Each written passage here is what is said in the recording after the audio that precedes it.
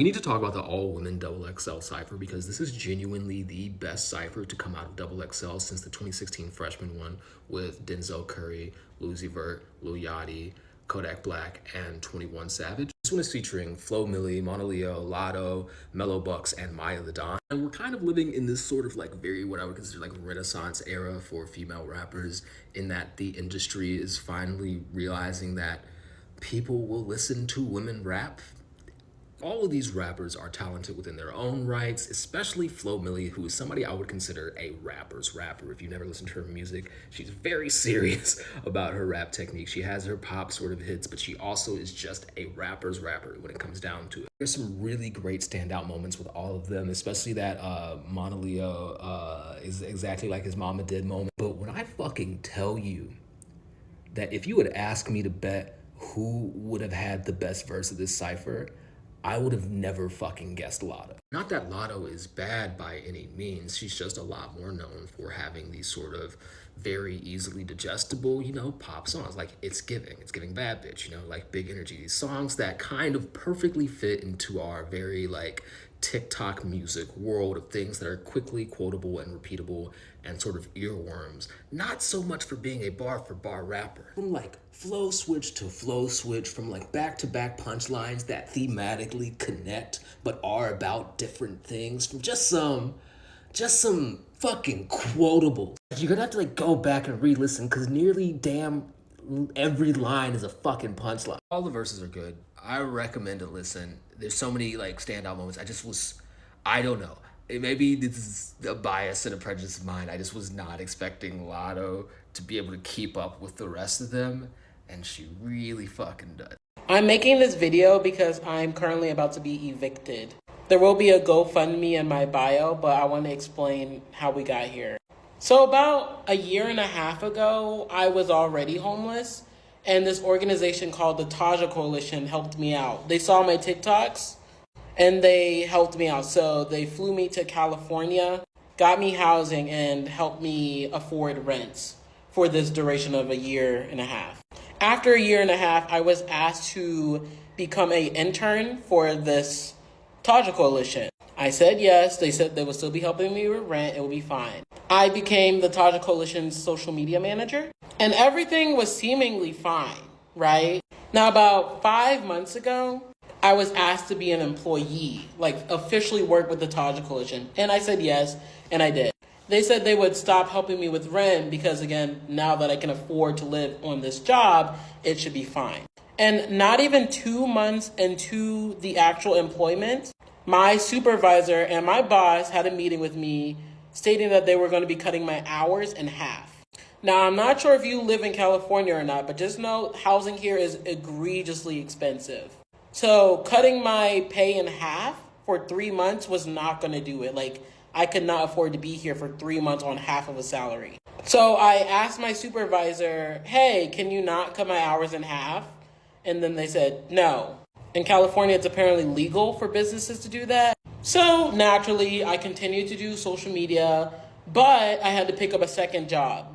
That job being SW, Hex work. So with a half salary and Hex work, I was doing perfectly fine for myself. Until I got a call from my boss stating that I was going to be reprimanded for pursuing Hex work as an employee. Now, my job was case management. I helped other people who were experiencing homelessness, specifically trans people. And many of the clients that I had are former or current Hex workers. The place had a policy in play that it doesn't matter where you're from or what you do, the Taja Coalition is there to help you. So naturally, in my reprimanding meeting, I brought that up. I said, hey, I have been helping Hex workers this whole time. You guys also cut my hours. So what is wrong with me also pursuing Hex work? And in this recorded meeting that I don't have access to anymore, they said that only participants in this program could be Hex workers. No actual employees could. Now, there was absolutely zero overlap between my Hex work and my case management.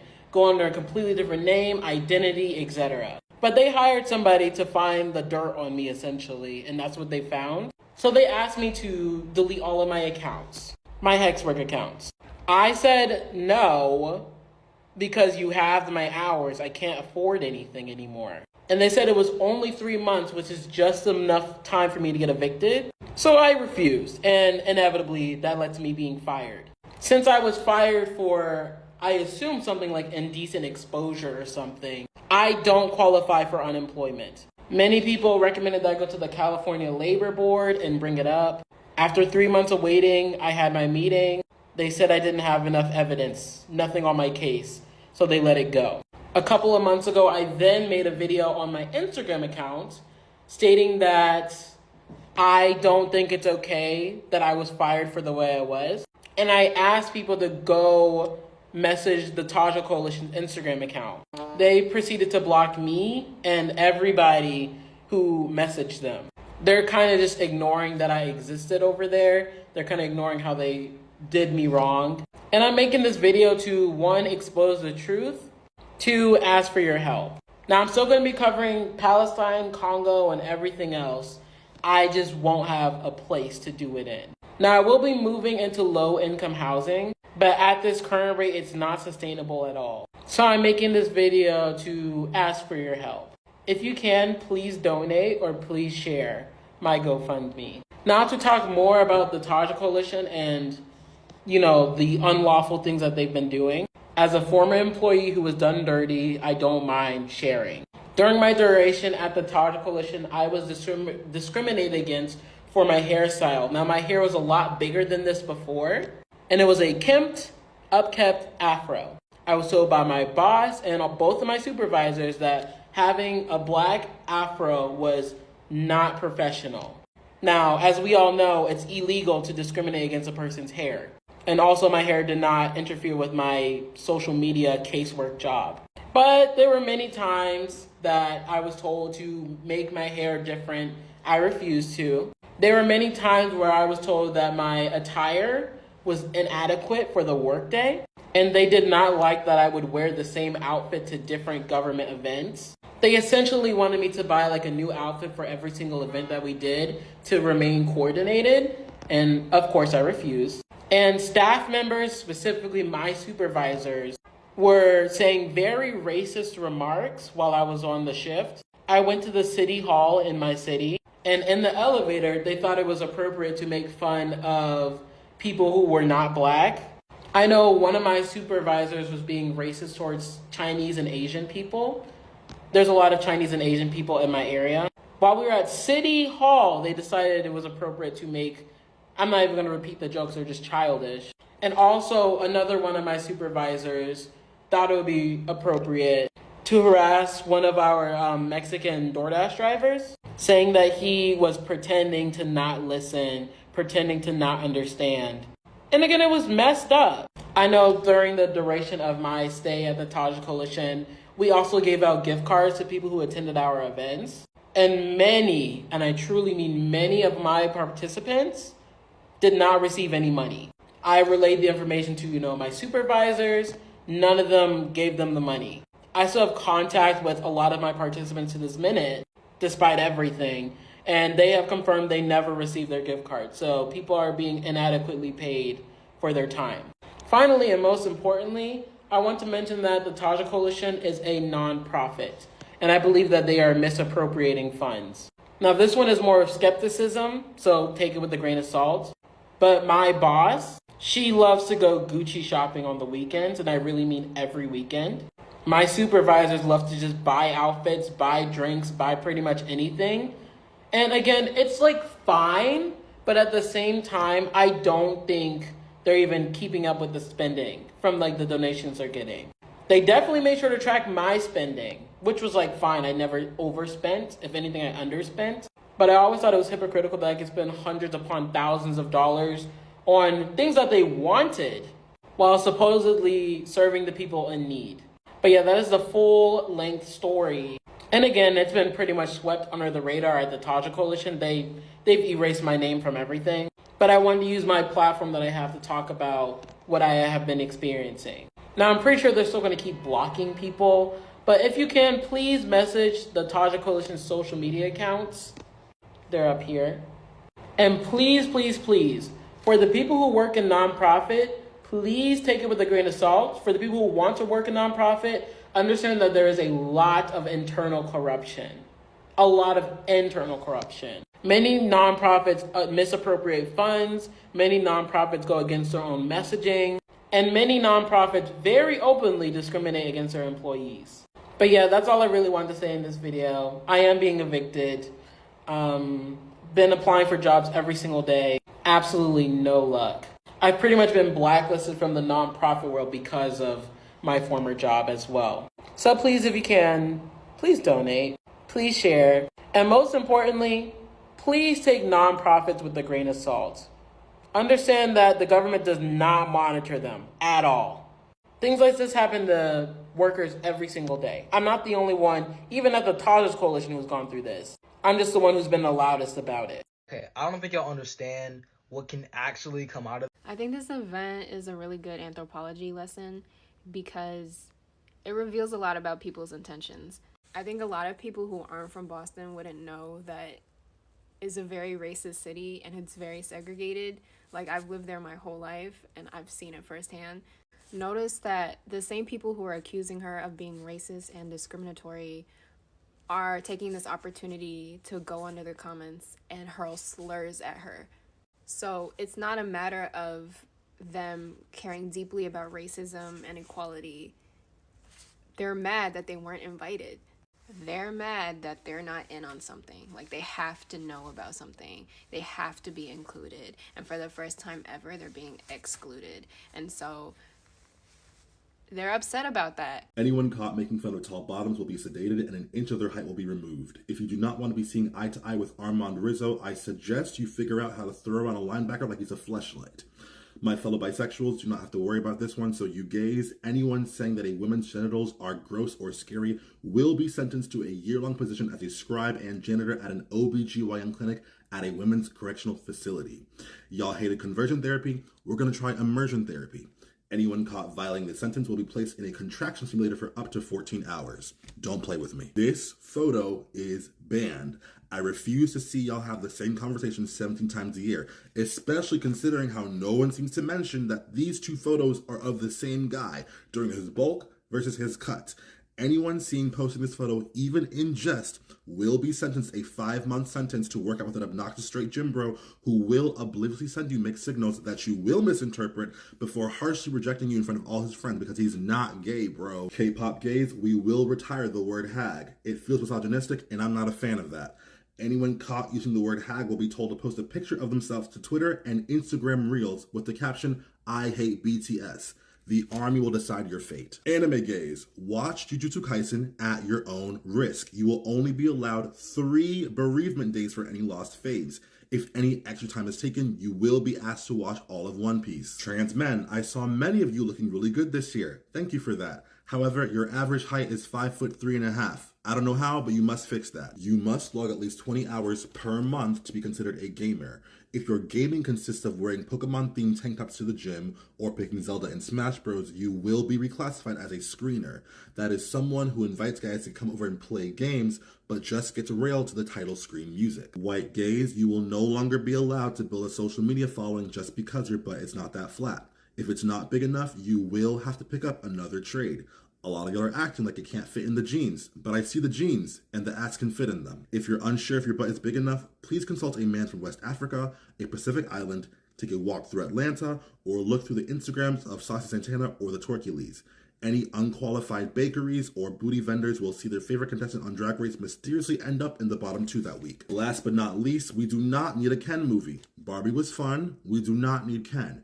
Any gay advocating for a Ken movie simply because you want to see more of Ryan Gosling will be forced to spend every Friday night transcribing every line of Oppenheimer on a Nokia phone. You are not allowed to rewind the movie. If you miss a word, you must finish the movie, then watch it again from the very beginning. Let the girls have something. It's come to my attention that my rules are too harsh. I must be a twink at a bathhouse the way that all of you are up my ass. Anyone who complains about the rules will be banned from listening to Beyonce, Taylor Swift, or their top Spotify artists for an entire month. Anyone caught streaming illegally will have a lock of their hair sent to Azalea Banks. Good luck, little boy. Also, gamers, I said 20 hours a month to be nice, but since you all want a challenge, You now must all complete a 0-death run of Cuphead on expert mode. Every time you die, I will swallow a keycap from your favorite keyboard. Let's see how many words I'll shit out by the end of the year. Muscle gaze. Too many of y'all are cycling too many steroids to not be able to lift heavy. If you cannot bench 275 by March, you will be forced to donate all your MCE Creations, JJ Malibu, Andrew Christian, and Charlie Bren clothing to the nearest powerlifting bear. I would punish y'all more, but the anabolics are doing enough for me. With that being said, cheers. Fashion gays, please be on your best behavior. No more gatekeeping, no more elitism. Any fashion gay deemed unsavory will be given a pair of stylists for the year that consists of a Disney Channel executive and a millennial jock who peaked in college. If you clear out Goodwill one more time, I'll have you in a feather boa and booty shorts the entire year. Drag queens, I love globalization. I love seeing y'all do songs from Korea and Japan and Brazil. You must still know the words.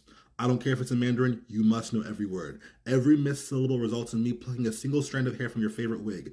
If you do not want to be bald by Labor Day, I suggest hopping on Duolingo. Lesbians, we had a great year of crocheting. Yes, crochet! Not enough candle making, not enough leather making, not enough woodworking. So you will all be assigned a capstone because we are losing recipes. If your capstones are not complete by winter 2024, you will have all your toys and straps confiscated and replaced with a singular 3-inch by 1-inch silicone rod.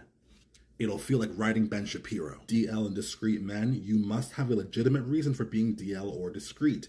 Any illegitimate headless torsos will have a 3-month ban on cruising, followed by a 3-month probation period where they must have their Grindr notification on max volume. Finally, femboys, the maid outfits are out. You are limiting your marketability with those things. Instead, I want to see femboy cowboys, femboy lawyers, femboy vet techs. Any femboy with stale style in 2024 will be forced to reattend a public middle school in Texas. So Oxford University Press decided to choose the word Riz as its 2023 word of the year, but conveniently erased the young black New Yorkers that came up with the term.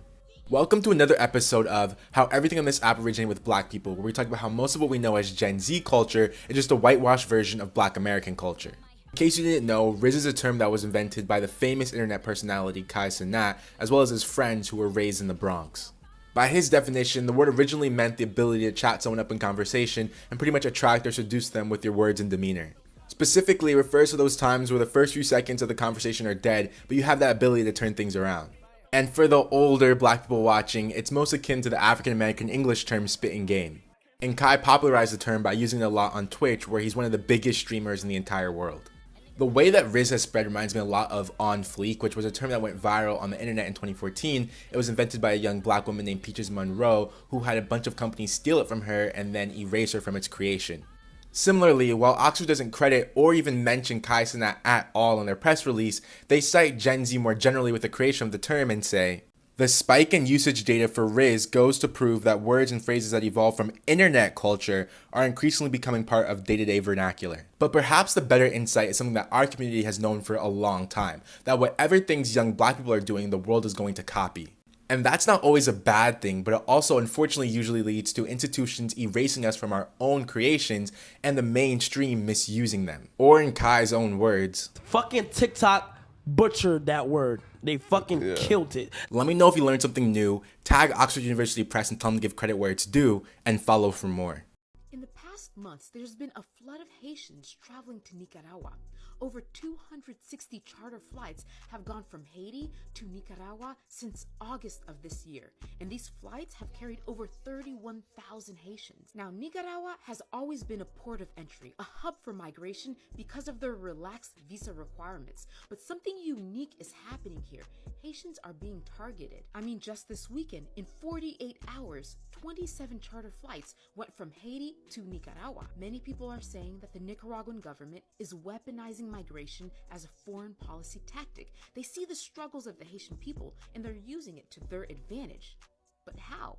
In 2018, Nicolás Maduro was re-elected as president of Venezuela, and the US was furious. Several Western governments saw Maduro as a sham, and so the US placed heavy sanctions on Venezuela. Now, these sanctions ravaged the Venezuelan economy, which is almost entirely highly dependent on oil revenue, and oil exports, they decreased 93% because of these sanctions. Fueled by the economic and political instability, a record number of Venezuelans entered into the United States undocumented since Joe Biden took office. In response, the Biden administration not only created a humanitarian parole program, but they also recently loosened their sanctions against Venezuela.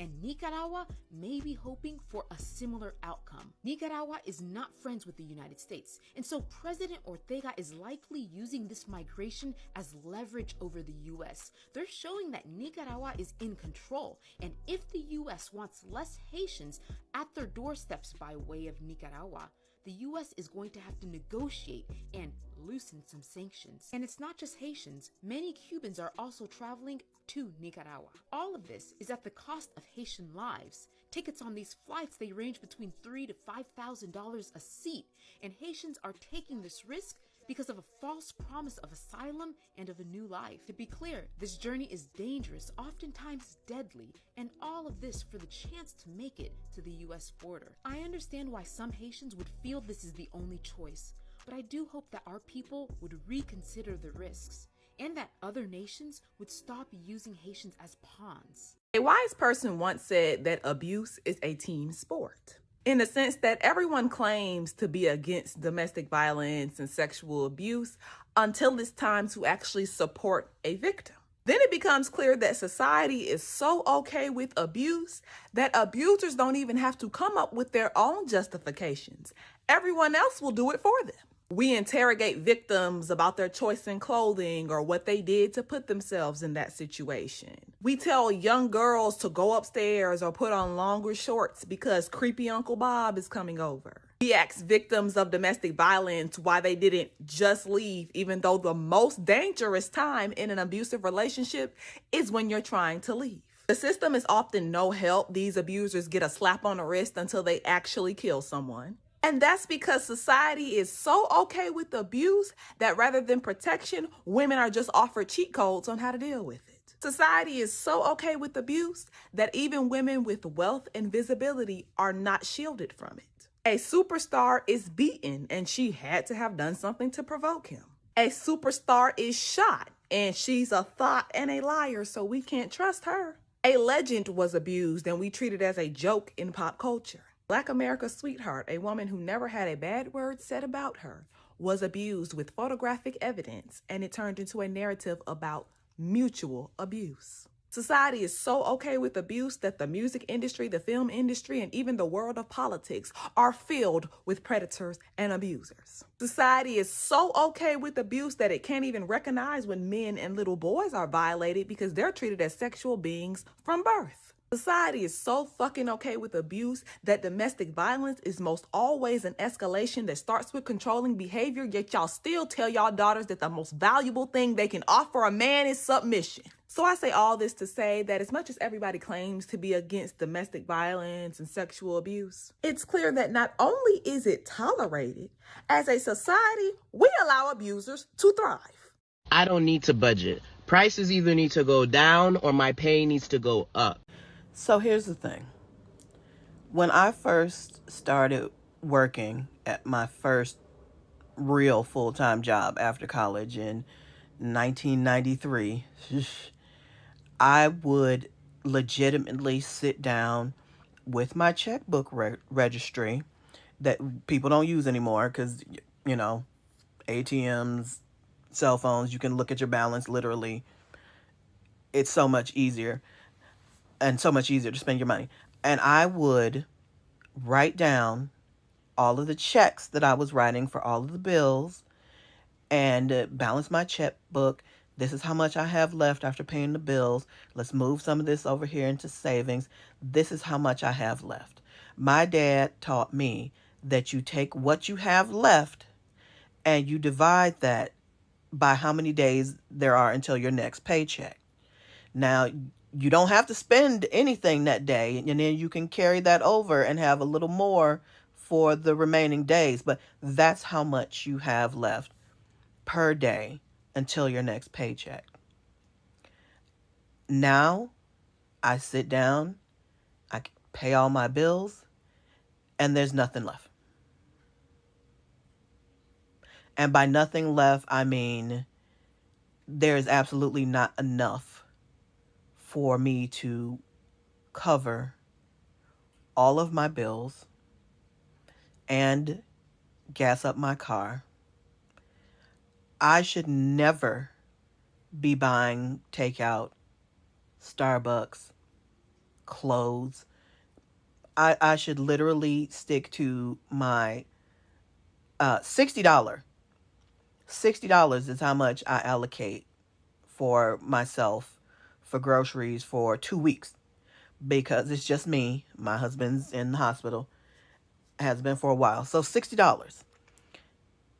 Anytime I eat outside of this household, I am fucking up.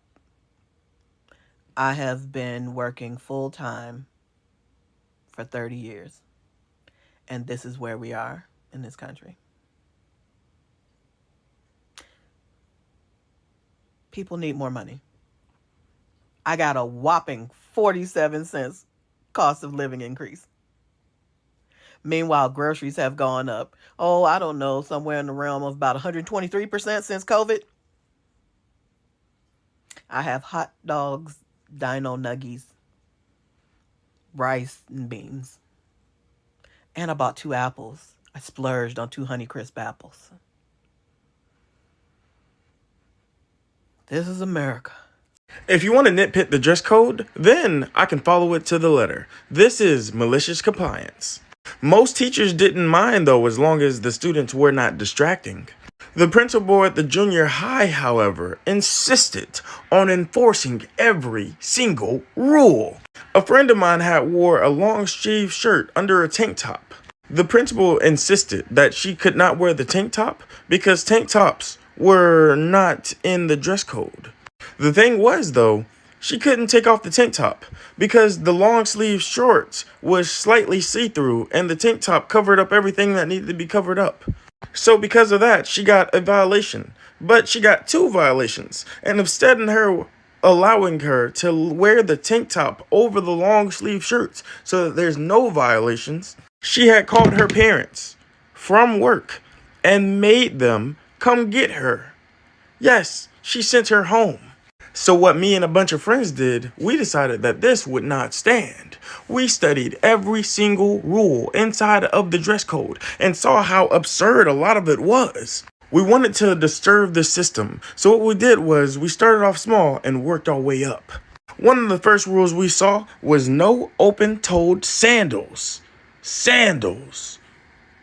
This one was extremely easy because we had some of the girls wear open-toed high heels. There was nothing in the rule book on high heels, and the open-toedness only applied to sandals. You couldn't have open-toed sandals. One of the other dudes, what they did was cut the whole front part of their shoe so that it topped. And then they flipped it back, put a string over it, and made open-toed shoes. Because guess what those were not? They were not sandals. Some of the other rules they had was shirts must be tucked into pants. Belts must go through every single loop. Well, one of my friends knocked out 2 of them. What she did was wear a skirt. She didn't have pants on, so nothing had to be tucked in, and she didn't have any belt loops. So, what was going to happen? She was not required to tuck in anything or wear a stupid belt. Backpacks must be plain colors with no pins / no accessories. Man, we picked up like 3 or 4 briefcases from retail shops in the town, and we slapped as many stickers on it as we could find because only backpacks couldn't have stickers or accessories. But if you had a briefcase, that's completely with the rules. Another one of the rules is that there is no costumes allowed, and it was verified. We had to verify exactly what a costume was so we could know how to go against this rule. The school considered a costume for something that can be worn for a certain period of time or for a certain time period of the year. What that means is, if you wore it all day, it's an outfit. It's not a costume, because a costume gets taken out after the 3rd or 4th period. No. This was something we was going to wear all day. We abused this one so badly. Once a week, we would dress up as a lawyer, a clown, a doctor, a construction worker, a teacher, a principal, an assistant principal. There was one day we all came dressed up exactly like the eccentric principal that was getting on our dress code nerves. They tried to get the guys for wearing wigs, but guess what? There is actually no dress code for dudes when they have hair longer than their neck. You cannot have your hair go in front of your face, but if it hits your neck, guess what? All you gotta do is do a ponytail, because they wasn't gonna have all of us cut all our hair off, and you can't tell me I don't have blonde hair. How you gonna tell me that? How you know? You don't know. All of these outfits came complete, of course, with as many accessories as we could possibly have. As long as we never took any of the accessories off, it was not considered a part of a costume. It was considered an outfit. It got to the point where we held a lottery. We ended up having kids pick out what the whole friend group was going to dress like each week. And we kept every single outfit something that was popular inside of the time period. Well, shirts are not allowed to have logos or prints, only patterns or consistent designs. So what we decided to do was use the consistent designs. That was the exact loophole we needed. So what we did was we got consistent print that consistently looked like a design. At that point, the assistant principal went mad. She was like, ain't no way. She would not let that one right there specifically slide. She insisted that I changed, which we all expected. The gym shorts should go to a student's knees or as long as their fingertips. Y'all not gonna believe this.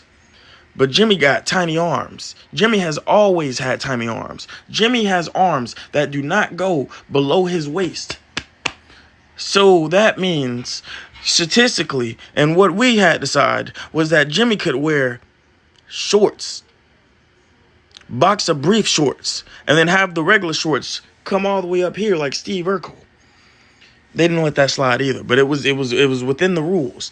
At this point of the year, we was almost done with school, and our small group of just 4 people is now 27. We are covered in people. More people started to come in to wear these different outfits and just express themselves in different ways. That is all allowed inside of the rule book. And the year was getting to a close. So more and more people wanted to come in. And there were some seniors that said that they wanted to have this to be their senior prank. Because of all this, we was driving the principal mad. And I decided to kick it up a bit. I then started to attack what should have been the most basic of rules. No sunglasses. Okay. Well, rose-colored glasses aren't considered sunglasses because you can easily see through them.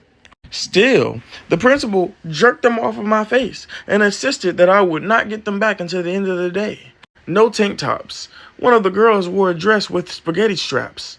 It wasn't a shirt, so she was not breaking the rule. And the principal was straight up furious when she saw her. Didn't say nothing because it was not against the rules.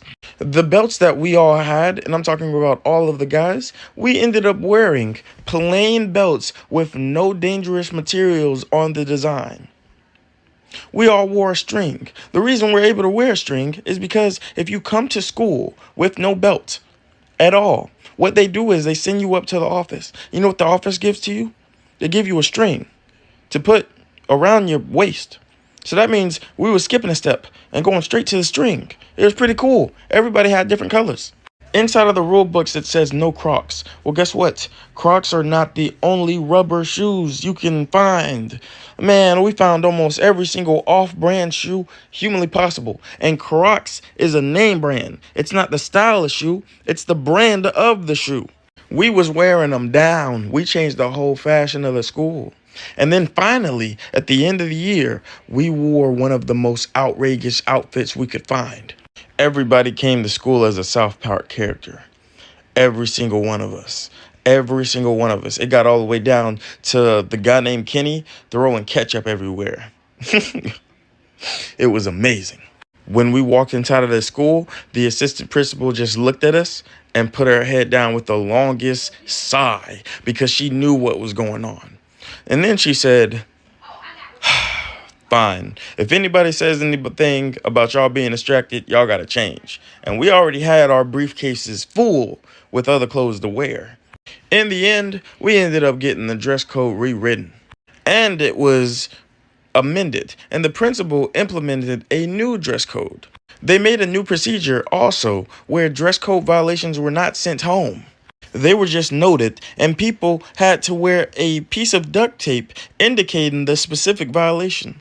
Kids only started to get in trouble after 3 dress code violations in the exact same week. So I would say this was amazing malicious compliance, and we made it so that our school system was set up so much better.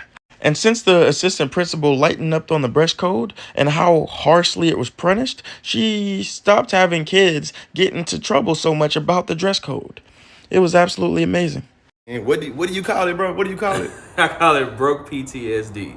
Broke PTSD. Broke PTSD. And watch how you break it down. So when you raised in certain conditions that you've become accustomed to, whether they're good or bad, positive or negative, you get stuck in that mindset. So even when you get out of those conditions and get into a better position in your life, sometimes you're afraid to do certain things because of that trauma. And that trauma and poverty, it make it where it literally stops you from acting and thinking certain ways because you feel like it's gonna mess up your entire livelihood, exactly. Or you feel like your entire survivability is gonna be like really like, man, I don't know if I can do it. Because your survival mode has not been turned off yet. And when you're stuck in survival mode, it make it where no matter how much money we have, we always thinking about it in a very stringent way, huh? Because we're creatures of habits. So if you grew up a certain way knowing that you couldn't spend this or couldn't do that, or you can go to the store and do something, even when you're out of those conditions, you still have that mentality, and it prevents us from living the best quality of life that we could live based on our trauma and the fear that we have. That's not our fault. Because sometimes you still broke. You just not broke as fuck. Mm-hmm. Yeah, hold on. Bring that back. Bring that back. Hold on. Yeah. So you're broke mentally instead of being broke financially, and that sometimes affects you from moving forward. And I feel like a lot of us have that. And so sometimes when I talk to people, that's one of the things I say, oh, you got broke PTSD. And they like, what? But broke PTSD is a real undiagnosed thing that a lot of us have. And it's not just us black people, it's people who grew up in impoverished environments or through a lot of trauma. And so we prevent ourselves from spending or doing certain things to have fun because when we grew up, that was seen as a negative or something that cost too much. And another thing, the black people in Hollywood that either side. Yeah, go watch the rest of that video. That creator, everything she says is 100% on point. I just wanted to address one thing about Black Hollywood and Hollywood in general, and I'll just give you a personal story. About 2010, I didn't really know much about Israel, Palestine, other than what I saw on the news, which means everything that I was told was a fucking lie, right? But on YouTube, I saw back in 2010 some videos from a former representative by the name of Cynthia McKinney. I don't think she's not in Congress anymore, but she was working with the Free Gaza movement. And I watched some of those videos, and then I went down the rabbit hole with Israel and Gaza and the Palestinians and so forth. So I got myself a little bit educated, enough to where I started shooting my mouth off. And, going to some pro-Palestinian rallies and that kind of thing, and stupidly posting that on Facebook. I say stupidly because I'm an actor and I work in Hollywood. And my agents at the time, some of whom are Jewish, but they're no longer my agents. I was gone out of there a long time ago, and this is part of the reason why. So I'm posting all about Palestine and the rallies I'm going to on Facebook. And at this particular agency that I was at, I won't name the agency, it was a voiceover agency. I've done a fair amount of voiceover work. And some of the actors, we all follow each other on Facebook. And one of the actors called me out, and I won't name him either. He's a recognizable face, has been on quite a few shows. And he called me every name in the book you can imagine.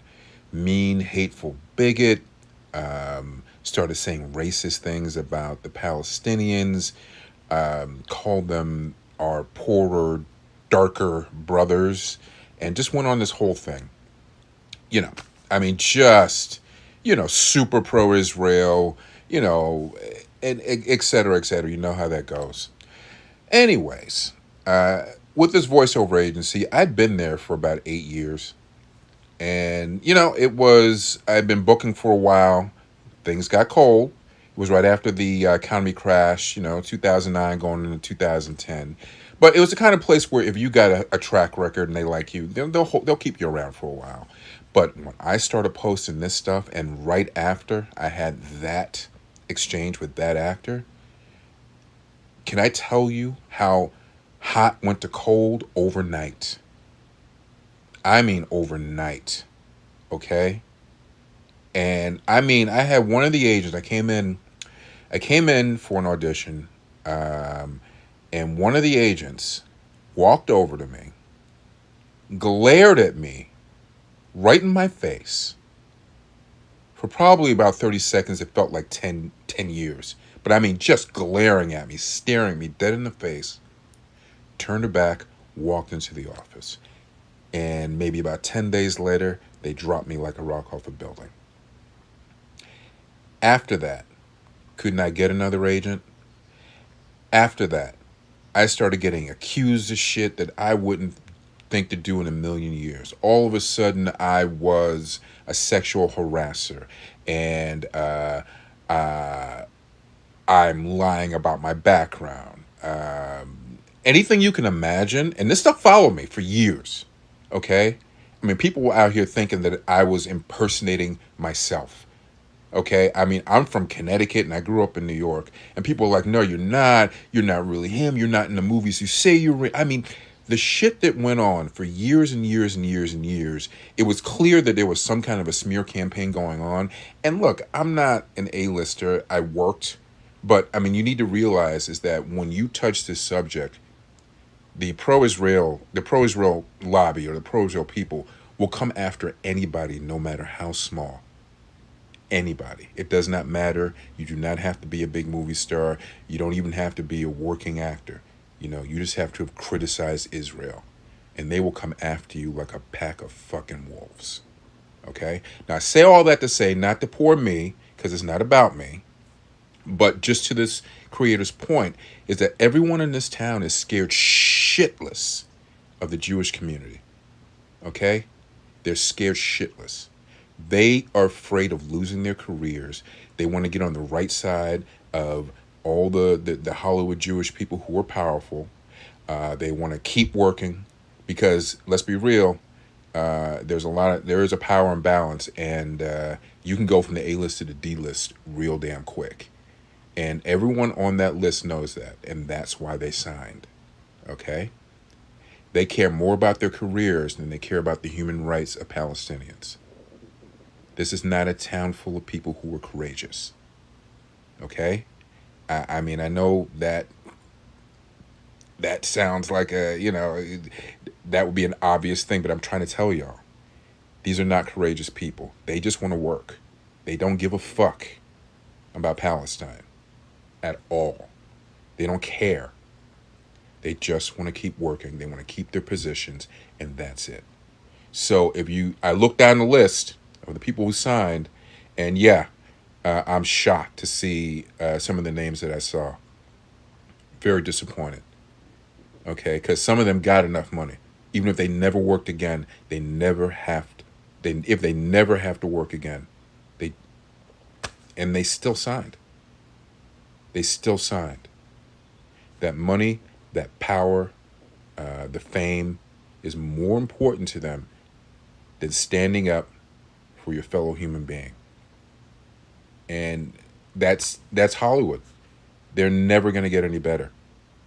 Okay? They're just not. They're not. So don't look for it. Because they know that the minute they open their mouth, a lot of their deals are going to go away. And they care more about their deals than they care about any other human being on this planet. Period. You're not freaking Netflix. You're not Disney Plus. This makes me fucking sick.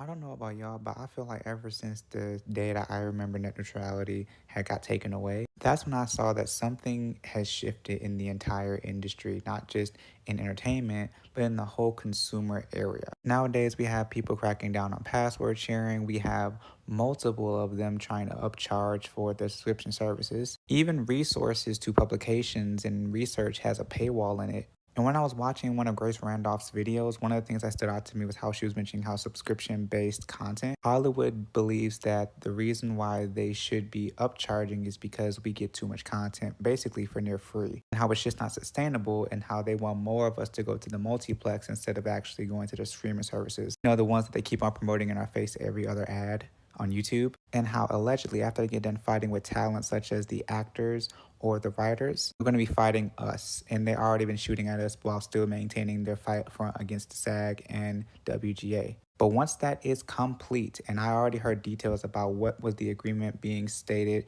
for the WGA in terms of residuals and the writers in the room and how they're going to get paid. Once SAG has their meeting on Wednesday, which probably may lead to another agreement, that's when Hollywood's going to really start turning on the consumer. And this is where I say we're going to have an actual fight. In the years of the quiet recession, as they call it, especially in light of the recent pandemic that wasn't even a year ago, we now have a new monster to fight, and I feel like TikTok is an example of it. I already hear Elon Musk is trying to do it with Twitter. I really can't with this, especially with those of us that are young adults and just not getting into the industry or just trying to make it ourselves. This is getting out of hand, like in the worst way, and I don't know really what to say for the future. The next time you see an action or protest labeled as nonviolent or peaceful, I want you to ask yourself, who they saying that for? Because I think we fall into this trap of believing that if our movements are strictly nonviolent and orderly, then we'll be seen as more respectable, be seen as more human, and if we're seen as human, then we'll be safe. It's a way to separate ourselves from mainstream media narratives so the state don't react too strongly. But our attempts to be seen as respectable don't even do that, because our lived reality proves that even our orderly, non-violent actions are still met with violence by the state. Occupying space gets you arrested and charged with domestic terrorism. Protesters are beat and tear gassed, shot at and killed while sitting down. People who are organizers and educators are surveilled or harassed, arrested, and sometimes even assassinated. And you might say, well, that just helps emphasize the inhumanity of the state. To which I would respond, why is he protesting in the first place? Was it not because they were killing people in the street? Because they were abandoning people to poverty, forcing people to give birth, destabilizing communities and entire nations, training police to quell uprisings in urban environments next to a detention center where they keep children?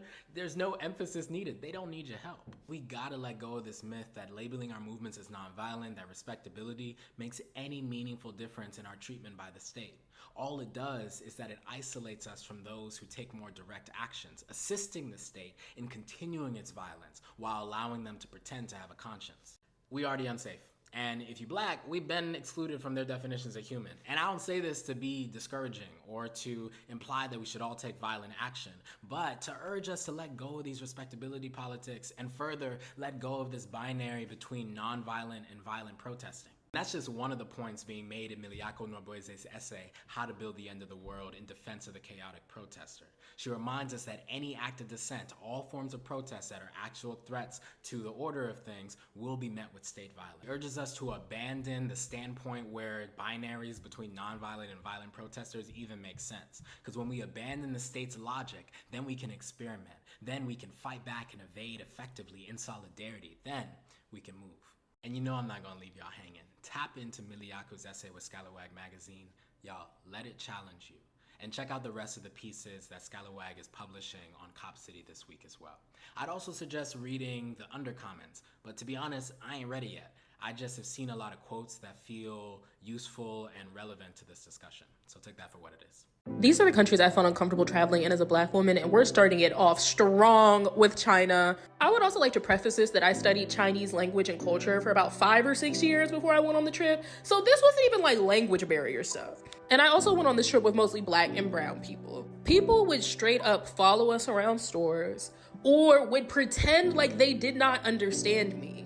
And I thought it was my pronunciation at first until I heard other people repeat back what I would say and they would get answers. Not to mention, everyone is going to take pictures of you, look at you, ask to take pictures, get their babies to take pictures with you. The true saving grace of the trip were the African exchange students who I met during this exchange program at another college in Zhejiang province. And outside of everything else, the places I went to weren't particularly clean. The toilets didn't have toilet paper. You had to bring your own hand sanitizer or soap. Taiwan is up next for very similar reasons. Both times I went to Taiwan were because I'm flying from Japan and they have a 12-hour layover in Taipei. The first time I was there, I was so uncomfortable. People would stop what they were doing to stare at me. Somebody was behind me taking pictures of me. I turned around, she walked away, and then I turned back around and she came back up again. Even the people in the airport. And it's like, girl, people fly through here, so I know I'm not the first foreigner you saw. Next up is Germany.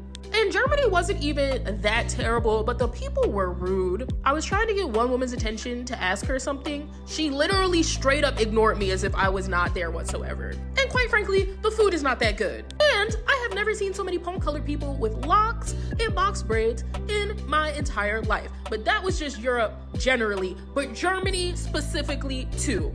Next up is Norway. And honestly, I didn't even have such a terrible experience in Norway. I just found the people to be cold, and I also found the food just not to be very good. The nature and everything, yes, quite beautiful, but I just did not feel welcome or just comfortable generally, but I can't pinpoint it to anything other than the vibe. Now, these were just my experiences with these places. You may enjoy yourself. You know, recently I was thinking about Legend of Korra and its messaging of breaking bad patterns or generational trauma through different characters. Almost all of the first generation legacy characters have some kind of family trauma due to being raised by the gang and their specific issues. As what usually happens in these types of shows, a lot of people are very disappointed that the various members of the gang turned out to be not so great parents. At another time, I'll be more than happy to break down why I believe each character became the kind of parent that they did and why narratively I feel that it makes sense.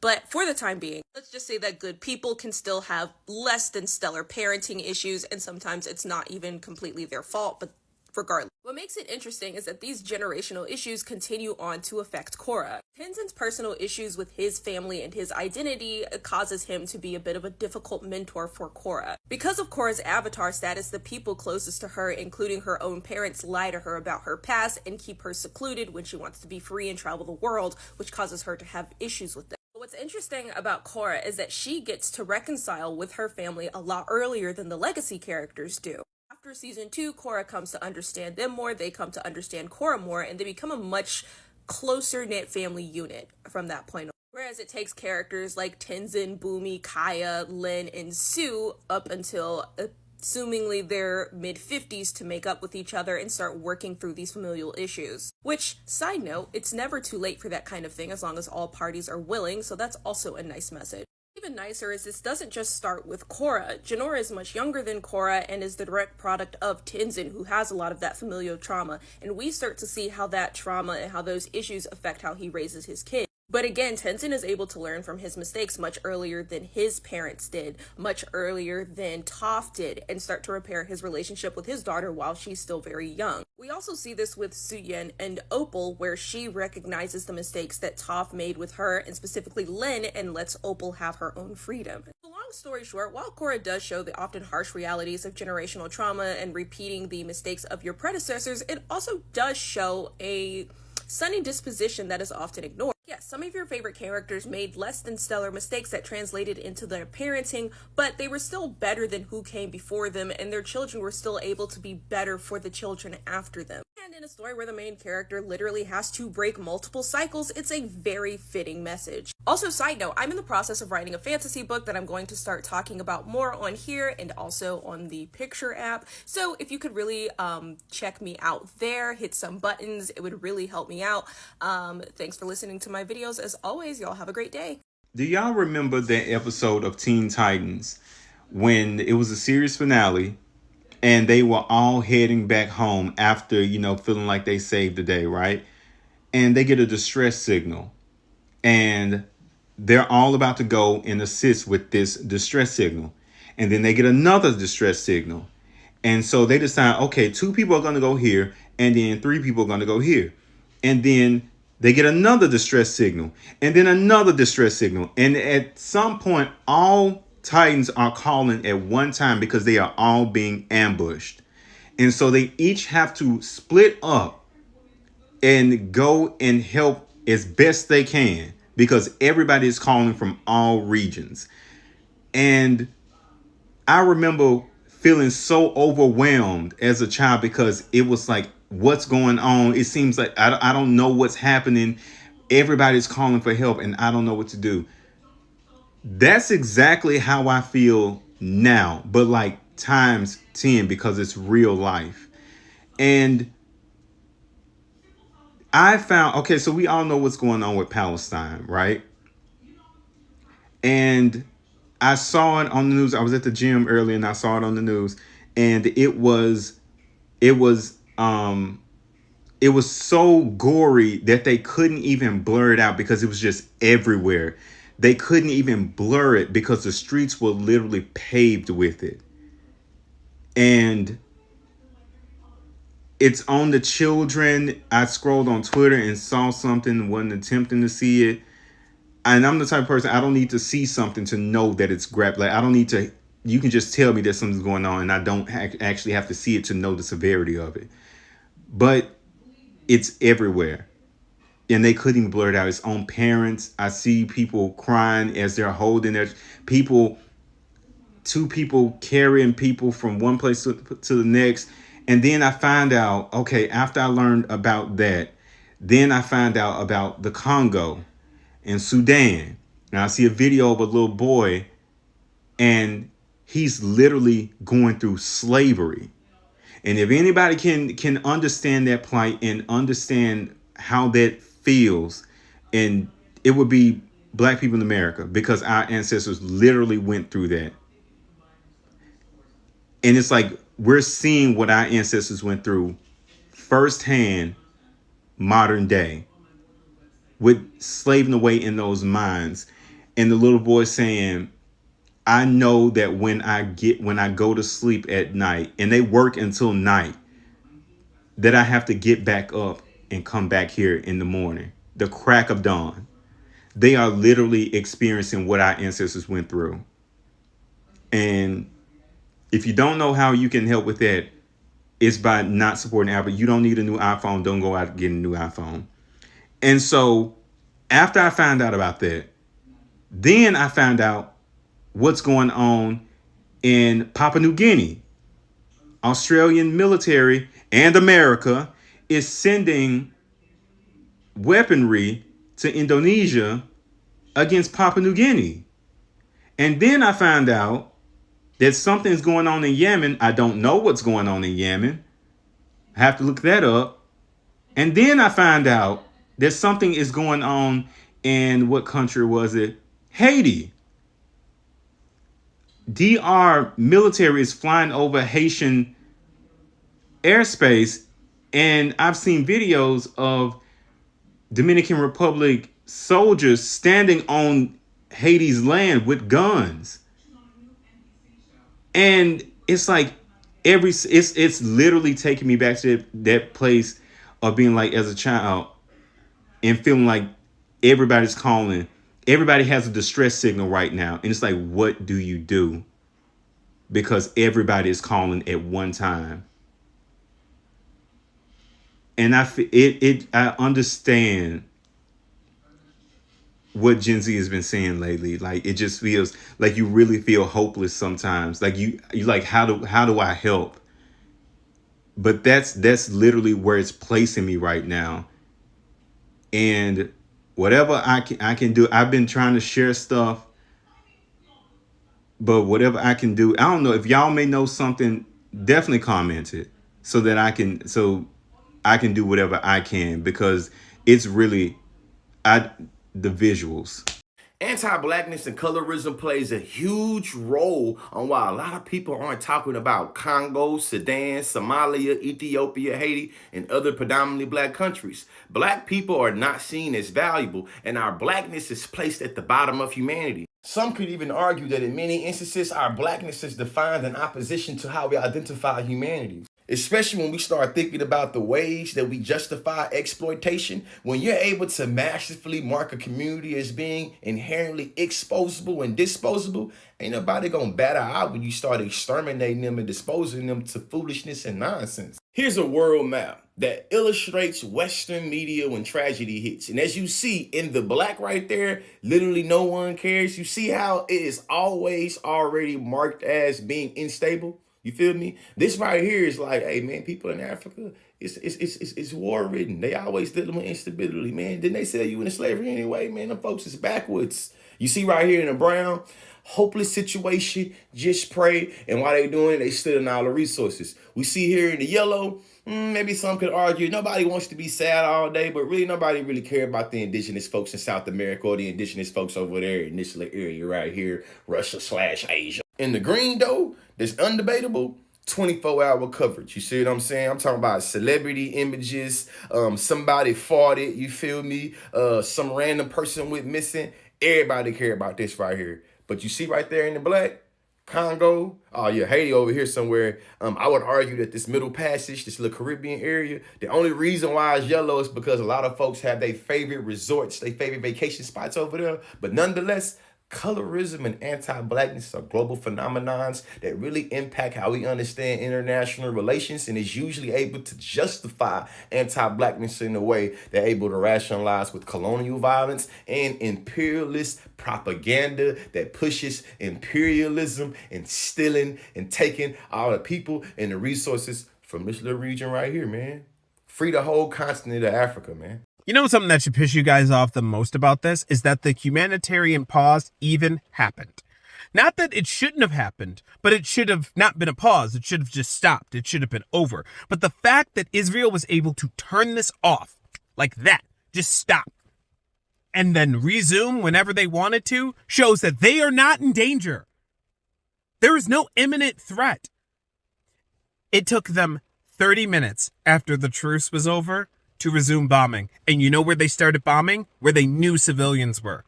They started bombing the areas that they told the people from the north to go, including refugee camps. At what point are y'all going to admit that they are trying to unalive everyone? And I will really want some Zionist to try to explain to me why you're supposed to unalive the human shield. Like I heard somebody say the other day that the concept of a human shield is actually empathetic if you break it down into like the parts, right? Because you're hoping that your opponent sees the people that you're using as a human shield as people. But that doesn't work when Israel doesn't see any Palestinian as a person. You can't use human shields if they don't respect the humanity of anybody. This entire thing should piss you off. The fact that they can restart after being just deciding how many days they want to stop should piss you off, because they're not in danger. They're not in danger. They are the danger. Y'all remember that show? They're the one that knocks. They're the danger. So I just figured out that my bedroom door can double as a whiteboard. So because of this, in today's lesson, we're going to be learning why everyone can bend every element. Stick with me, all right? Stick with me. Ice bending is a water bender's way of earth bending, whereas lava bending is an earth bender's version of water bending, okay? Now, stick with me. Mud bending is both simultaneously water bending and earth bending. Okay, here's where it gets a little more complicated, okay? Lightning bending is a firebender's way of water bending. Now, both firebenders and waterbenders can chi bend and heal, okay? That is how waterbenders heal, that's how fire sages heal. Now this is where it gets even more complicated, because somewhere in all of this, you have steam bending, all right? Now, we know what is steam? Gas. So that means airbenders can steam bend. But it also means that waterbenders can steam bend because there is water vapor in it. But as we saw with Roku and Sozin, they could apparently bend the steam coming from the volcanoes. So here we have it that firebenders can also steam bend, coming to the foregone conclusion that everybody can bend everything. I'm done. I dropped my marker on the floor. Now I can't find it. Oh, shit. I got a stain on the wall. Missionaries need to be banned from Africa and the Black diaspora immediately because Eurocentric Christianity has done irreversible damage to the Black community. Let me explain. I recently made a post talking about the issues that Haiti's facing and why the US and other Western nations do not want Haiti to thrive. And most of the comments and people responding have been positive. But there were a very few people who said a comment that always irked me even when I heard it in middle school. They would say, Haiti's going through what it's going through because they do voodoo, and God is punishing them because of their voodoo. When I tell you, I die a little bit inside every time I hear that line. And here's why. Religion and culture cannot be separated. I found this on a scholarly article from a religious institution, and you can find many other articles on this topic. But the article states, the reciprocal interaction between culture and religion must be recognized. Religion is determined by culture, but religion also influences culture. The fate of religion and culture is thus interwoven, meaning you can't separate religion from culture because the way you learn and observe your religion is determined by the culture you learned it in and the culture it comes from. So any culture that takes on another religion is now going to warp their own culture to now match that religion and the culture where they took the religion from. Meaning all of these countries that had indigenous and traditional religions were warped once Christianity was brought to them. They were warped into a westernized Eurocentric American culture because that's where the religion came from. Look at this chart of religions that are observed in Haiti. The vast majority of Haitians are Roman Catholic, with only 2% observing their indigenous culture and religion. When people think voodoo, all they think is woo, evil, magic, not realizing that they've only been taught to demonize it because white Westerners came to their country and told them to do so. You could look at almost any indigenous culture and religion. They have almost identical belief systems to voodoo. It's that same belief system and religion that gave the Haitian people liberation. In fact, there's many paintings from Haitian artists depicting this night. This was a voodoo ceremony before the beginning of the Haitian Revolution, which led to their freedom from the French and led them to be the first independent, freed Black nation from slavery. And there are people saying that this ceremony cursed Haitian people, the people that were freed from slavery. So you're telling me the people, my people, who were the first to break free from slavery, were cursed. That's how much people have been taught to hate their own cultures by Western Christianity. The very same Christianity who was taught to them by the people who were enslaving and unaliving them.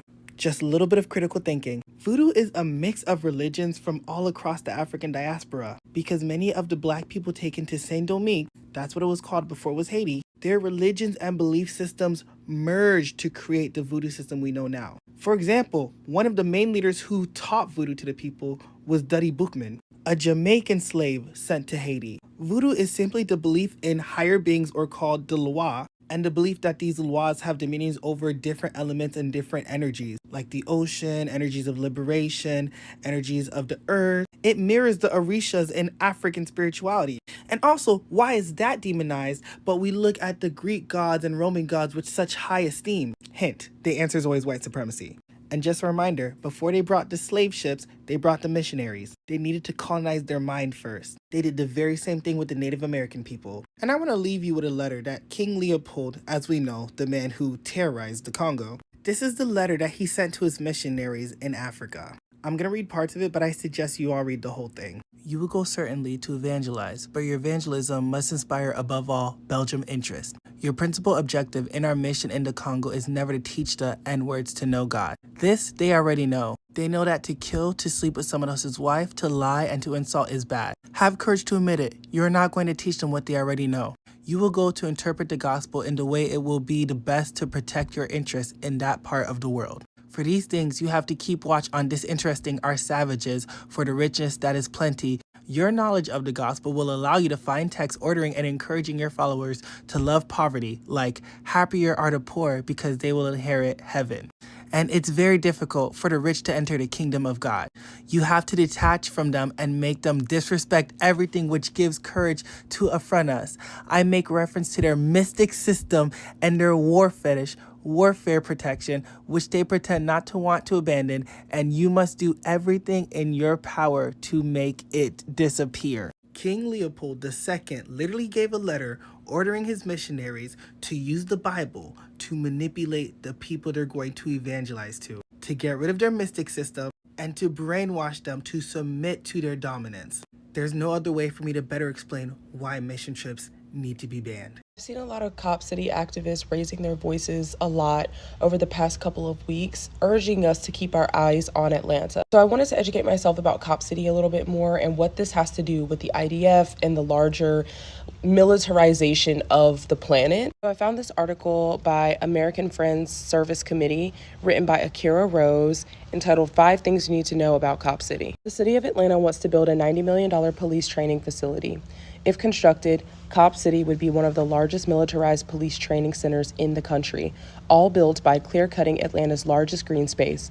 The facility faces massive opposition in Atlanta and nationally. AFSC is part of a coalition of organizations and community members in Atlanta working to stop this project.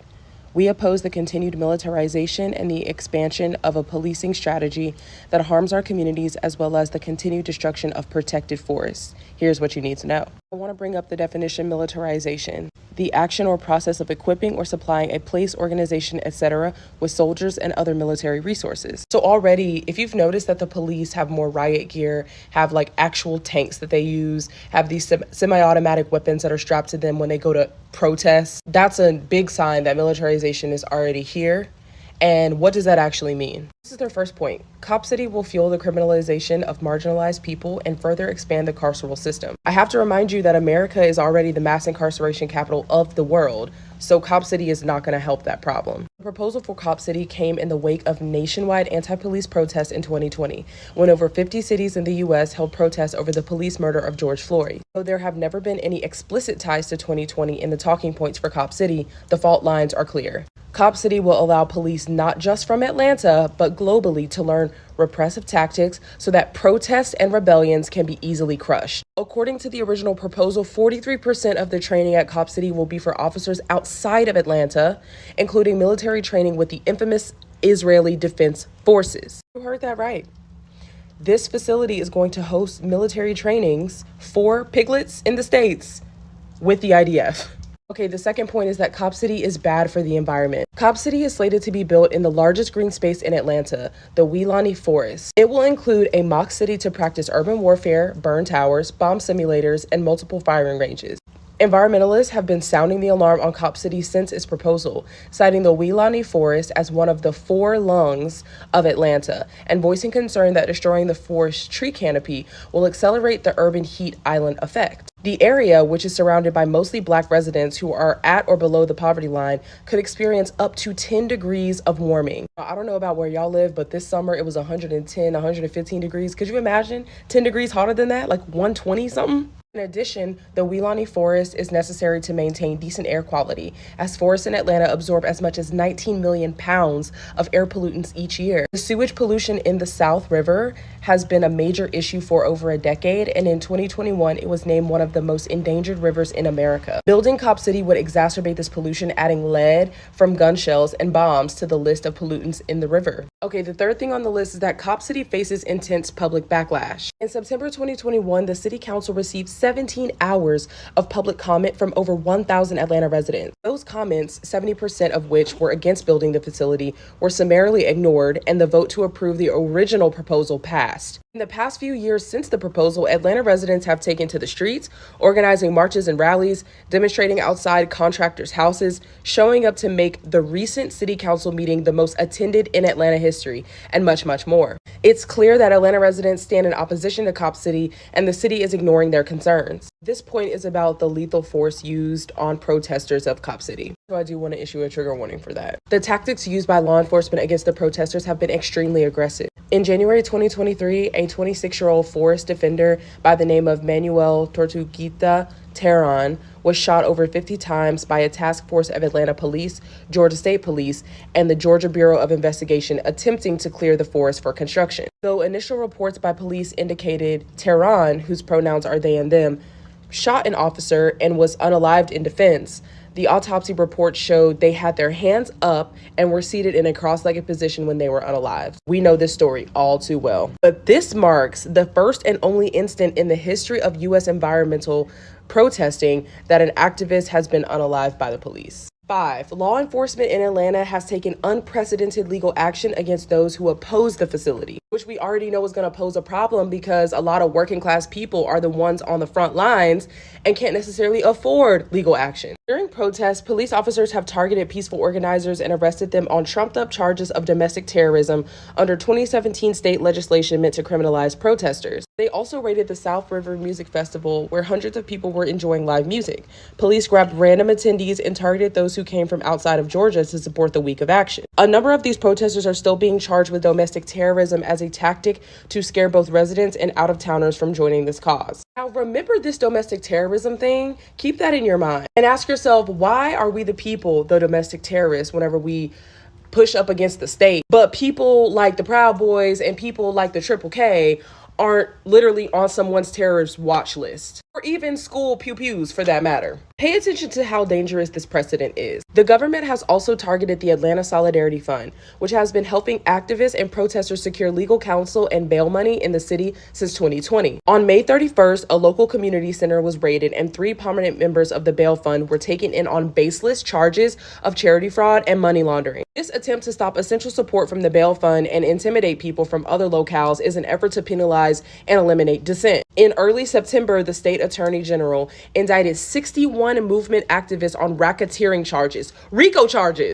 Those charges include 3 organizers with the Atlanta Solidarity Fund. More on the racketeering charges from this AP article that was written September 5th, 2023. 61 people have been indicted in Georgia on racketeering charges following a long-running state investigation into protests against a planned police and firefighter training facility in the Atlanta area that critics call Cop City, because it fucking is. In the sweeping indictment released Tuesday, Republican Attorney General Chris Carr alleged the defendants are militant anarchists who supported a violent movement that prosecutors traced to the widespread 2020 racial justice protests. The August 29th indictment is the latest application of the state's anti-racketeering law, also known as a RICO law, and comes just weeks after the Fulton County prosecutor used the statute to charge former President Donald Trump and 18 other defendants. I want to stop and draw a connection here. Israel arrests Palestinian activist Ahid Tamimi in occupied West Bank raid. The 22-year-old Palestinian icon is arrested on another night of Israeli raids in the occupied West Bank. And guess what they called her? A terrorist. Israeli raids unalive 5 in occupied West Bank, labeling their raids a counterterrorism operation. Whether it be in the West Bank, whether it be in South Africa, whether it be in the States, we know that the state will label you a T word if you go up against it. They will straight up have you on watch lists, most wanted lists. They will straight up label you a threat to national security. We have seen this labeling and mislabeling over and over and over again. I want you to also keep in mind counterterrorism tactic. Partners Against Crime. The award-winning Georgia International Law Enforcement Exchange, or GILEE, is a joint project of Georgia State University and local, state, federal, and international law enforcement and public safety agencies. GILEE's mission is to enhance law enforcement executive development and international cooperation for the provision of better law enforcement services and public safety through the protection of civil rights. Bull fucking shit. GILEE's focus has been on anti-terrorism training ever since its establishment in 1992. Following the September 11th terrorist atrocity, GILEE focuses on enhancing homeland security efforts through international cooperation and training programs. GILEE's goal is to provide peer-to-peer professional training through the introduction of principles of community policing and best practices in order to enhance agency capabilities to better deal with threats to public safety and improve security. And the state is still defining what is a threat to public safety in this case. That definition is up to them. This is somebody that went through the GILEE program. They are a police chief from Ferguson. What I was most impressed with about the program was learning how the Israeli police force was trying new ways to bring diversity to their police force and their police leadership. And another one from Atlanta. I was impressed by the level of community policing efforts employed by the Israeli police to build relationships and maintain peace among such diverse populations. The mentor shadowing was considerably inevitable, and having the opportunity to observe the daily operation of a station and its command staff was enlightening. Do you see the connections here? Do you see why it matters that we're having conversations about militarization of the police when we're talking about the IDF? I know this was another long video. High five if you made it this far. Like, share, comment, share to your story. We must stay informed about what's going on here, because if you think it's going to stop in Atlanta, you are sadly mistaken. Hey y'all, what's up? It's Friday, so I'm gonna keep it black, but I'm gonna keep it brief. Pray for your friends in Georgia. We are not okay. Another inmate has unfortunately died in Fulton County jails. That's 10 this year. Sean Delmore was found unresponsive in his cell. In August, Samuel Lawrence petitioned a federal court for relief, stating that he had been subjected to excessive force and that officers stood by and watched while other prisoners attacked him, and he died 4 days later. A civil rights investigation was launched on the jail after LaShawn Thompson was found dead and covered in bug bites last September. You know abortion is illegal here after 6 weeks now. And Georgia also legally restricted gender-affirming surgeries and hormone replacement therapies for anyone below 18. If Florida, Texas, and Alabama are out loud and proud about it, I think it's clear by now that Georgia is just a sleeper. Speaking of Republicans, it seems ever since we turned blue in the last presidential election, Stacey, they've had a vendetta against us. Giving very much, when you see our face, hope it gives you hell, hope it gives you hell. It do, girl, it's working. First, they illegally redrew district lines in order to weaken the black vote. How'd that work? How state lawmakers illegally do the law? Well, after 3 lawsuits were filed, a U.S. district judge ruled that last March, parts of Georgia's redistricting plan probably violated federal law, but they allowed them to remain in place in the 2020 midterm election, citing that changes that close to the elections would be a disaster. But we back, baby. The trial kicked off earlier this week, and according to the Voting Rights Act, voting district lines can't result in discriminatory effects against minority voters, who must be allowed a chance to elect candidates of their choosing.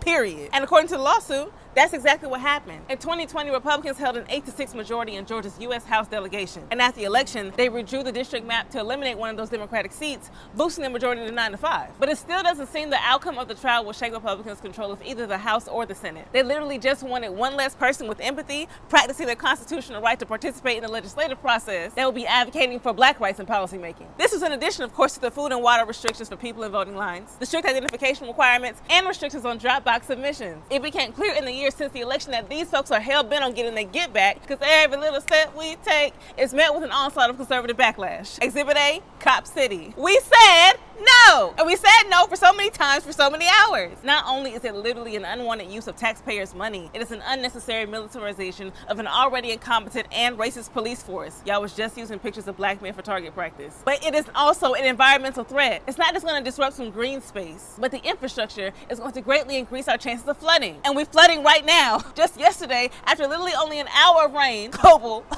warming, it flooded all up and through the Atlanta University Center and the West End. Oh, the poor black areas. Child, I'm over it. I was just about to say I was here when y'all shut down the city over the snow. And I vouch for y'all, because why would we ever have salt trucks in Georgia? But you are purposely making matters worse. But I get it now. It will only adversely affect the black people's property. And y'all trying to take back your city anyway. We see you, my boy. So gung-ho on Cop City that these folks done slapped the protesters' bail fund with the RICO. Girl, Georgia, you might have ate with these last couple of RICOs, but everybody don't need a RICO, girl. It's getting scary out here. These people are practicing their constitutional rights and openly being penalized for it. And on top of ignoring 20 hours of public comment, the state now has the nerve to hold up the processing of the Stop Cop City petition that holds over 100,000 signatures. Not only are we saying no, we are doing so in accordance with the law. So please tell us how people are supposed to gauge the democratic process to get what we need. The success of Cop City matters to the rest of the U.S. because if it happens here, it can literally happen anywhere. So I want to hear from community organizers, activists, and leaders in the comments. What can we do in the face of a government that not only abandons us, but actively chooses to fight against any progress we make? And on top of that, it's positioning its effort whole time worried about the wrong thing. Our governor is claiming that Joe Biden's economic policies are directly to blame for the record high inflation and taking more money out of the middle class families' pockets. With that just doesn't make any sense. Everybody knows, everybody with sense, girl. They actively choose not to operate with sense. Well, everyone should understand that presidents inherit the state of the economy from the last person that was in office, because 4 to 8 years isn't long enough to stabilize an economy. But I guess we wouldn't also dare give dangerous politicians an extended period of control because of the very things I just mentioned in this episode. The way we do things is just really tired and old, and it doesn't make sense anymore. Long story short, y'all's governor is saving us 31 cents a gallon. Thanks. Cheaper gas is cheaper gas, I guess. But if you really wanted to make some money, instead of all this Cop City and NRA business, you could maybe legalize the other kind of gas. I hear California and the Canadians are doing very well on that front. I don't know, just think about it. Okay, so France was getting its ass whooped in World War II, so they started asking all the countries they colonized for backup. Vietnam and my home country of Senegal, for instance, they said, if you help us out, we will let you go from colonization and even give you guys some money. After the war, they didn't pick up their calls. Vietnam and Senegal and all the other countries were like, hey man, you said you'd let us go. So Vietnam started to get a little uppity, so France went over there to shake them up a little bit, and they didn't win. So they went back and they lost to Vietnam again. Oh, that's a little weird. So they called America and they said, yo, America, we need your help. America's like, yo, man, what that got to do with me? France is like, if you let them do whatever they want, all the places you colonize are going to do whatever they want. United States is like, all right, we'll go over there and squash those little buggers once and for all. They went over there and Vietnam was a little formidable. So they started sending more people and more people and more people. And America was getting its ass whooped. And it's all thanks to a man named Ho Chi Minh, an actual genius who knew he couldn't fight these giant countries head up, so he started using guerrilla tactics and using their land to their advantage. He was literally, they called him the George Washington of Vietnam. They said the irony that America is literally the United Kingdom in this situation. It's a one-for-one situation. But the people back there weren't dumb. Martin Luther King said, stop the war. JFK said, stop the war. His brother said, stop the war. What do these three people have in common?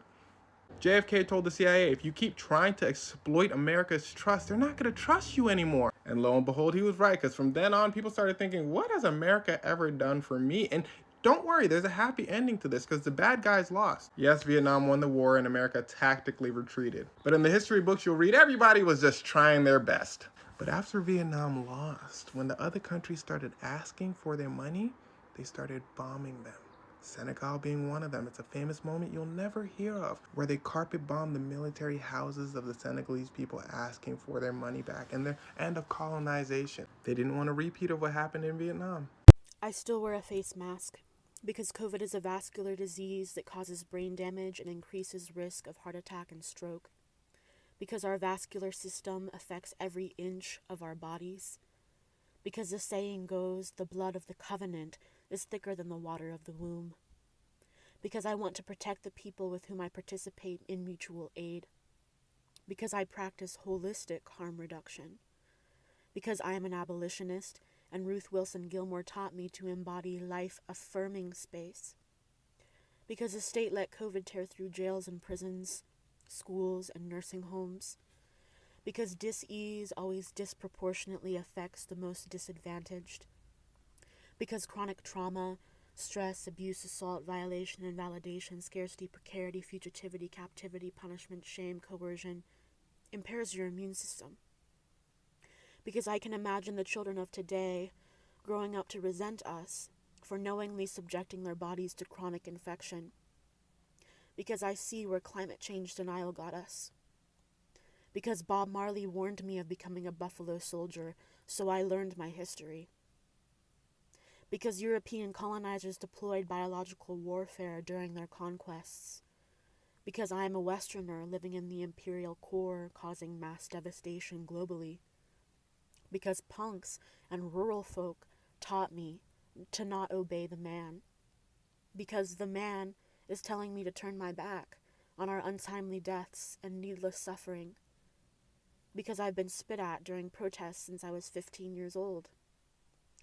Because Audre Lorde taught me that self-care, preservation, is an act of political fare.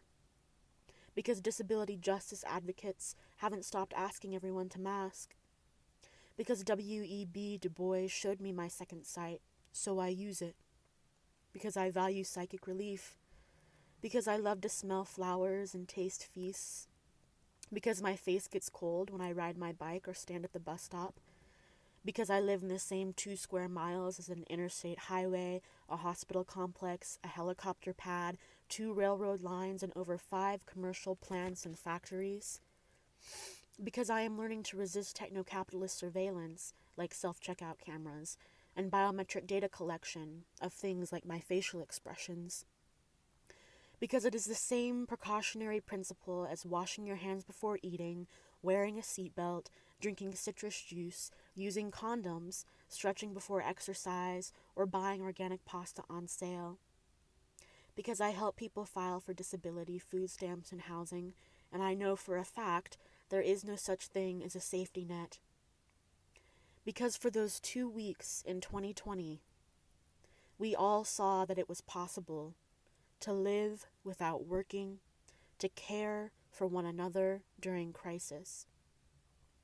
Because I've already hurt my organs enough with gluttony, starvation, malicious apathy that grew from wounds and consequently wounded. Because even though I can't filter lead and microplastics, I can filter viruses and allergens. Because I wanted to leave this earth for so long, but am now trying to live. Because I study epigenetics and know that my impulse to survive is also my ancestors. Because I'm a mourner and cry daily for all of the dead, denigrated, and forgotten. Because COVID took my ascendants, is taking my siblings in the same manner as HIV/AIDS did. Because Norbese Philippe taught me to defend the dead. Because historical amnesia is a tool of white supremacy. Because I must act like I know what I know. All right, so I'm Black. Obviously, that wasn't the whole sentence. I'm a Black non-binary person that leans towards like a more androgynous or masculine type of expression. And I just wanted to talk a little bit about what it's like for me to try to find like a hairstyle that's gender affirming. So like when you look up androgynous hairstyles or haircuts, usually like a mullet or a shack is what comes up. And they're super cute, I like them, but they definitely don't work on like my really tightly coiled hair. But I was like trying to kind of capture the vibe or essence of those types of hairstyles to see if I could like modify it to work for me. And I realized though that what I was trying to capture is that like messiness. And as soon as like that word or adjective came into my head, that I was like, oh, so I can't do it then. Because I remember when I was a teenager and I would straighten my hair and all the girls would do like the messy buns and it looked so cute. I couldn't do it because the thing about messiness on Black hair is that it doesn't translate the same way. What is seen as effortless beauty on someone with straight hair or a white person is careless negligence on a Black person. That like tidiness is not an option because it's perceived, if we're not tidy and we are messy, then it just our hair is not done. I mean, I've known for a long time that gender expression and the way we perceive it has not accounted for Black people or really anyone that isn't white. But it's just really been getting on my nerves, and I want to talk about it with someone, but not a lot of people in my life understand the intersection between being Black and gender nonconforming. So if you do, hit me up. So unless you've been living under a rock, I think it's fairly clear that people are just not jacking Biden going into 2024, and that's for a good reason. But that's in turn caused the libs. And don't worry, I got something for cuz later, so lock in for that. Liberals are using all these fear-mongering tactics to try to make minorities feel bad for not wanting to vote for a president that hasn't served their interests in the slightest. So amidst all this, I keep getting questions like this, hella, and I've been hesitating to make the video because I wanted to take a very nuanced approach to this. So go ahead, grab you a seat. We about to have a lecture. You know how we get down. All right, so boom. While liberals try to continue to instill fear in voters by claiming that a Republican candidate would make our country astronomically worse, I urge us all to take a step back and look at these two parties holistically. When doing so, we see that the Republican and Democratic Party, particularly on the executive level, have operated materially identical to one another. If you're not convinced, I'm gonna use Cuzzo's video right here to demonstrate. When climate change is not cared about anymore, don't complain. Biden has been terrible as it pertains to climate. He approved the Willow Project in Alaska, the Mountain Valley Pipeline in Virginia is like 3 more in the Gulf. Cop City in Atlanta too is an environmental, like it's bad. People's food benefits are cut because Donald Trump wants to balance that budget and they're starving. Don't complain. This is unironically what's happening to Palestinians right now. And not only is Biden not doing anything about it, he's actively funding it. Immigrants are being rounded up in camps. And Biden has approved a $229 million contract for border wall construction, and he's given it to the same companies that Trump and Abbott were using. Let's not go there. And he's currently basically trying to reinstate Title 42. Next. Israel and Palestine gets worse because Donald Trump. I'm being so genuine when I say this. I honestly don't know what anyone could do to make our handling of the conflict in Gaza any worse. Biden has lied to us on multiple occasions about the death tolls of Palestinians. We are sending billions of dollars to the perpetrators of the genocide. Also, we were the only country to vote no on the ceasefire. Like, what? I got carried away. Let's recollect ourselves. Back to the lecture. So as it stands, the only difference between the Republican and Democratic Party is that the Republican Party doesn't have to put up a facade and lie that they aren't doing bad things. They can just do them. The Democratic Party has to at least claim that they're environmentalists and pro-immigration and global humanitarians while doing quite the opposite. All that yapping, I didn't even answer the question in the original comment. I'm gonna make that video tomorrow, trust. How do career outcomes differ for employees of different races and genders, and what might cause those differences in the workplace? So this is a study that's co-authored with 2 incredible colleagues, Dr. Sanaz Mobasri from BU and Dr. Nina Roussi from MIT. And we came together to study essentially how having more white coworkers affects employees of color differentially by race and gender in a large elite professional services firm. And we look at how promotion and turnover looks different by race and gender for 9,000 new hires across the firm. First, we document that there is a very large turnover and promotion gap. So Black employees are about 30% more likely to turn over in their first 2 years. They're about 26% less likely to be promoted on time. There are many reasons why you might see differential turnover or differential promotion. We focus on the role of coworkers. So we look at whether or not the race of your coworkers in your first few teams has an influence on whether or not you get promoted or you turn over early. And what we find is a particularly strong effect for Black women. So there are many reasons why we might see these outcomes for Black women in particular. There are studies that look at diversity in general or look at what it means to be amongst people who look more like you or less like you. But what we find in this study is that there is a specific double disadvantage for people who are both Black employees, a racial minority, and women, a gender minority. The results suggest that these effects are larger for Black women. We can't dig into exactly, all the reasons why that might be the case. But other literature suggests that racial and gender minorities might have different stereotypes around them in work, might face different types of disadvantages based on cultural foreignness or beliefs about whether or not they belong in specific types of work environments. Really, this is just documenting the facts, and I think is encouraging more research about why these really significant effects persist for Black women specifically, even though other groups that are similar in terms of size are not facing those same challenges. A lot of firms and a lot of research has really focused on what we call pre-hire factors. So how do you fix the quote-unquote pipeline to get more people into these elite high-wage firms? But if you think about it, just bringing new and different people into a firm without changing the workplace itself might not be the most sustainable strategy, and that's really what we see in our work. Yes, people might be coming through the door that look different, but if they're leaving at higher rates and not getting promoted at higher rates, you're essentially not solving the fundamental problem within the workplace. It is certainly important and critical that we continue to do work to understand barriers to recruitment and selection. I think it's time that we also place emphasis on the day-to-day interactions that people have at work, what's happening in teams, even seemingly neutral processes and procedures like who is staffed with whom end up having effects on who stays in the firm. I broke up with your bitch ass. Now get the fuck on. I haven't cheated on you, okay?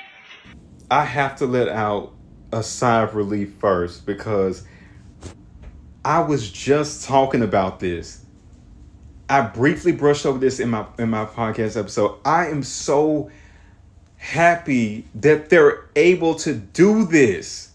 I'm so happy that Gen Z and younger gay kids are able to express this and feel this at such young age. We could not do this. Like, regardless of it being like a breakup or whatever they may be going through. It's the fact that they're able to do it at that age, young, and they're able to get it out the way. And because there are people in their 30s, there are gay men in their 30s who are just now feeling, what it may feel like to have had a high school crush. And the fact that they get to do it now, they get to actually live that. It makes me so proud and happy for them because it's so much progress. In that one video, it's so much progress. I'm so glad to see it. I was just talking about this. Part of me is a little envious because I'm like, I would have killed to have been able to feel that.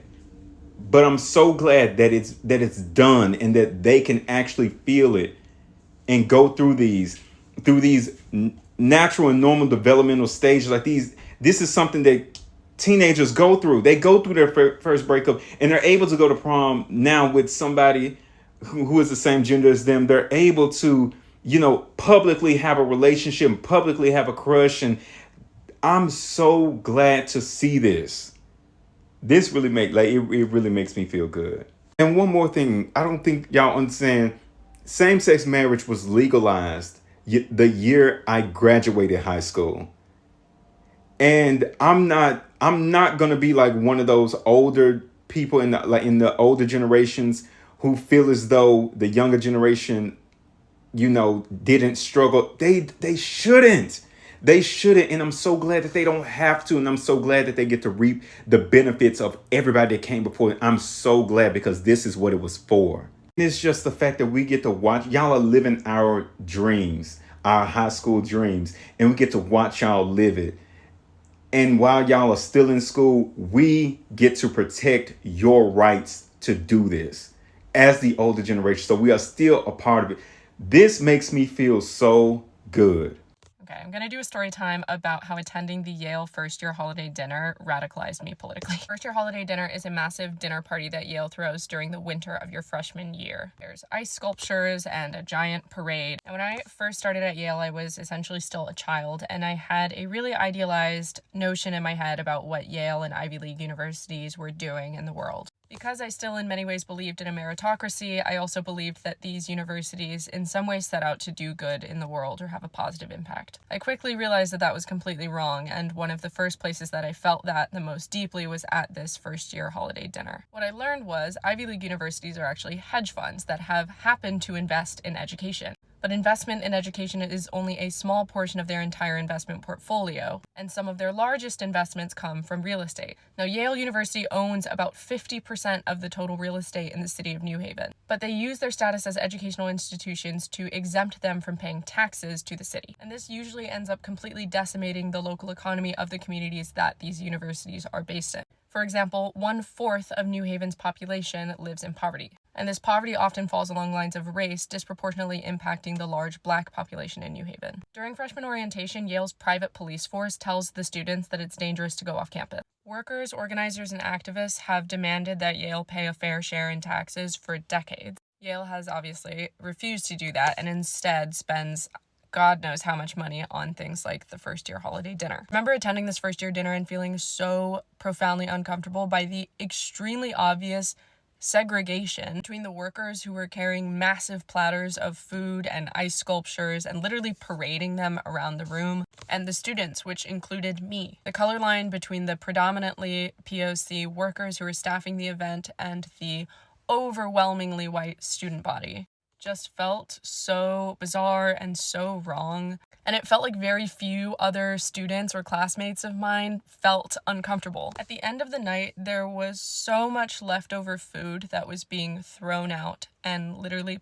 put in the dumpster. There were photos that had circulated that year of all of the elaborate bread sculptures that they were throwing out and putting on the sidewalk at the end of the night. And this is in a city where poverty and homelessness is so overt. I think it was in this moment that I finally internalized the ways that these universities directly perpetuate inequality in their local communities, that their diversity, equity, and inclusion initiatives are effectively meaningless if they are producing poverty and segregation within the city that they operate. And I came to realize that there was never going to be a path forward for social justice or broad-scale social equity within the structures of these universities. That a truly just world would see the abolition of private universities and the opening up of free public education for everybody. After I came to terms with the fact that liberation, justice, and equality are fundamentally opposed to the existence of these Ivy League universities, completely changed the way that I operated for the rest of my time there, how much I cared about my grades or my extracurriculars. And that was when I started trying to spend as much time as humanly possible doing labor organizing and political work outside of Yale. Because I realized in these moments that everything about Yale was a complete spectacle.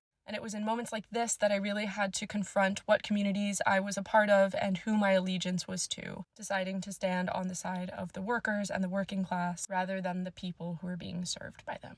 Just a quick PSA to anyone making videos like, if you're being silent right now about Palestine, I'm not ever going to forgive you. I'm not going to forgive anyone for what is going on with it. Like, if you're not currently masking right now, you do know that the disability community and the COVID conscious community is saying the same thing about you right now, right? One of the more fascinating things to watch right now in this moment is people come to terms with their role in genocide as citizens of the West and completely skip over COVID. This is from Amnesty International. The occupation actively kept Palestinians from getting vaccines. Why do you think it is that Palestinians were kept from getting COVID-19 vaccines, given the actions that you all have seen? And as we know, COVID causes massive damage to the blood vessels in your entire body, heart damage, lung damage, brain damage, and immune damage, like severe immune damage.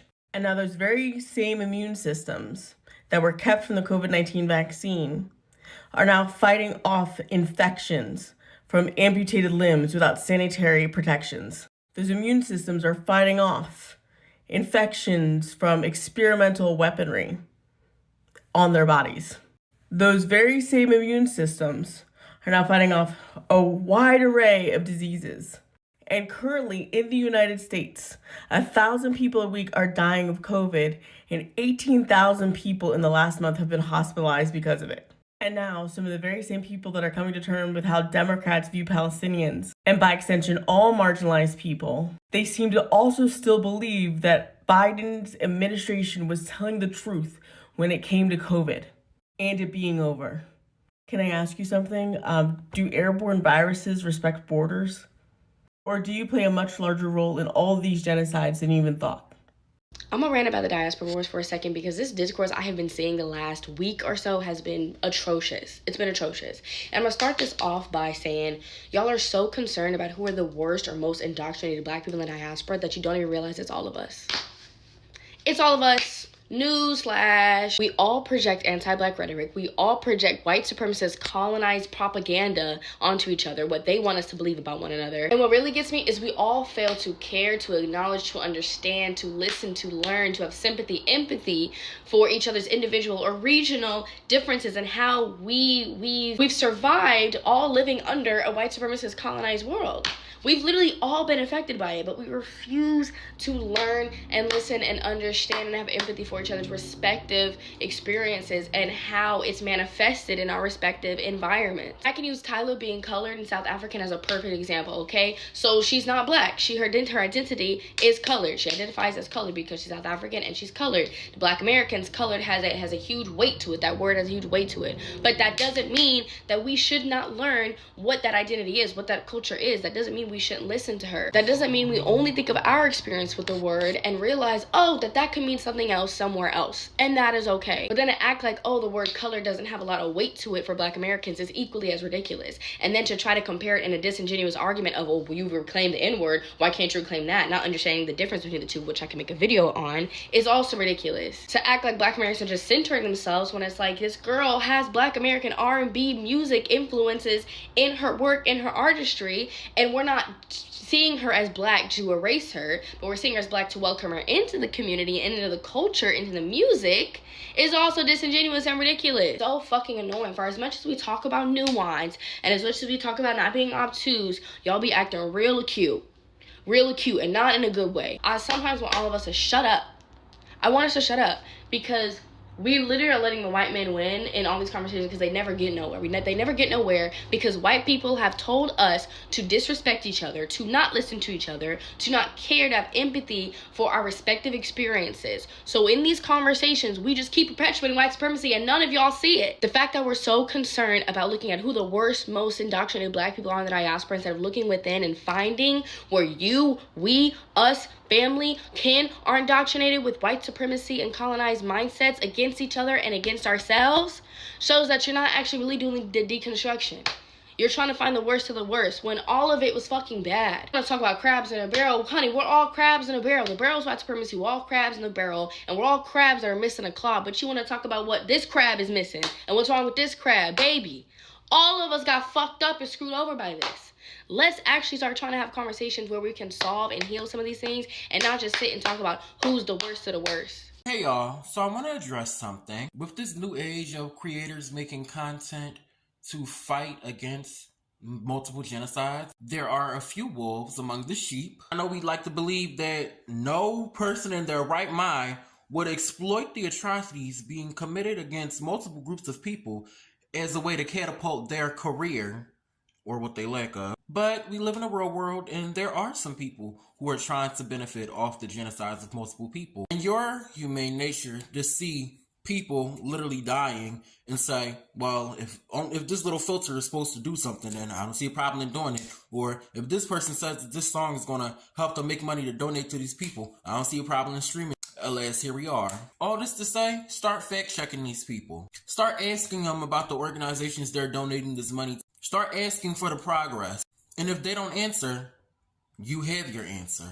I know this is about to be a long video, and I know y'all have short attention spans, but please just stick with me. In regard to the Republic of Congo, in my previous video, I talked about this filter that you could use that would generate money that the user that created the filter would donate that money to people in Congo. But it turns out that user made the filter on their laptop and not their phone. So none of those views that filter got generated any money. However, they did make a new filter, a filter that can be monetized.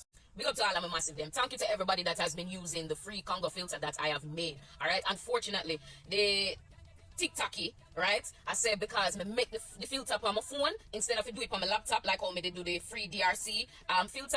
Them now count the filter for me for make no funds from it. So I can't make no funds from the free Congo for donate. But the free DRC is official. We can make the funds from this. So let's get this to 200k so we can donate to Congo and bring freedom to Congo. Because remember, Congo free, Africa free. And here it is. This is the filter. Please use this filter. You have to get at least 200k uses of this filter to start generating money, so let's get on it. And there were many skeptics in the comments saying, how are you going to boycott technology? One man's trash is another man's treasure. There are plenty of refurbished devices you can find on eBay or just used devices, Facebook Market, things of that. And also a lot of people in the comment section have been talking about this company called Fairphone. I did a little skimming, so please go research it for yourself. But it claims to be a sustainable smartphone service.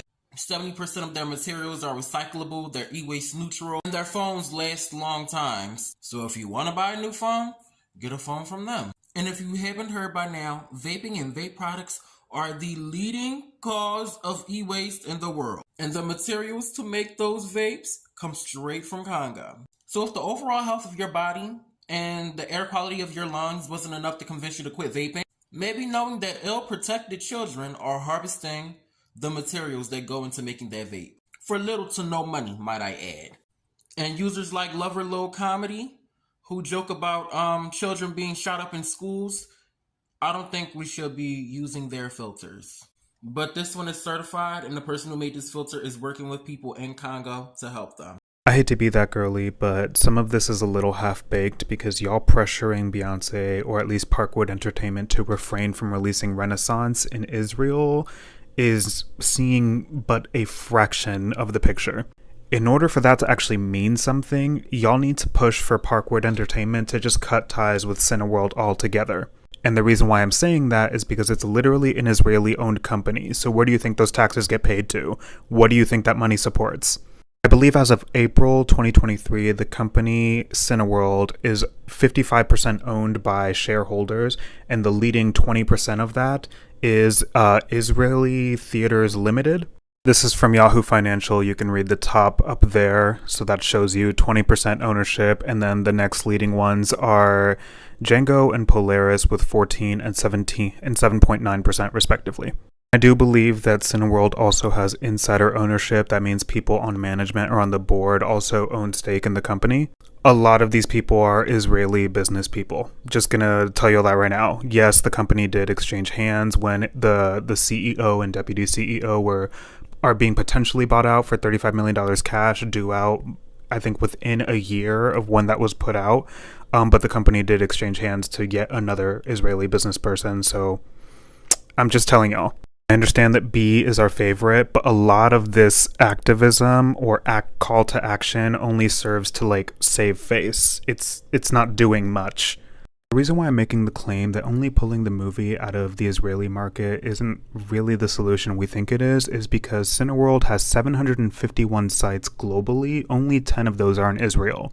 So if only 10 of the sites are in Israel and we have sites in the United States that amount to 511, the UK has 128, and then the rest are peppered through Europe, that's still a very massive international market for a company that's 20% Israeli owned. Either way, they will be getting their pound of flesh.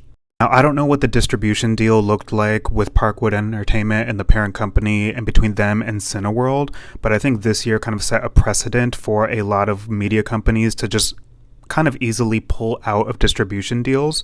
A lot of that had to do with the writer's strike and companies either abandoning distribution altogether in theaters or just pushing things back indefinitely. Like 5 major tenets of being able to get out of a distribution deal. I think they include contingencies, things that aren't met by either side before the debut date. Of course, there's breach of contract in which either party could violate terms of the original contract. Change in circumstances is another one. And of course, mutual agreement in which both parties decide that this distribution deal isn't what's wanted. Of course, lastly, I think there's like legal or regulation issues. If Parkwood is pressured very publicly by the fan base and just consumers in general, they could very smartly cite any one of those reasons to back out of a deal. However, I'm sharing this knowing that it's completely unrealistic because, you know, the point in releasing the concert film is to have as widespread of a release as possible so that these companies can make their money. However, I realize that it's very unrealistic to expect them to kind of renege on a distribution deal, and at the end of the day, it's really down to the consumer to just boycott Cineworld locations altogether.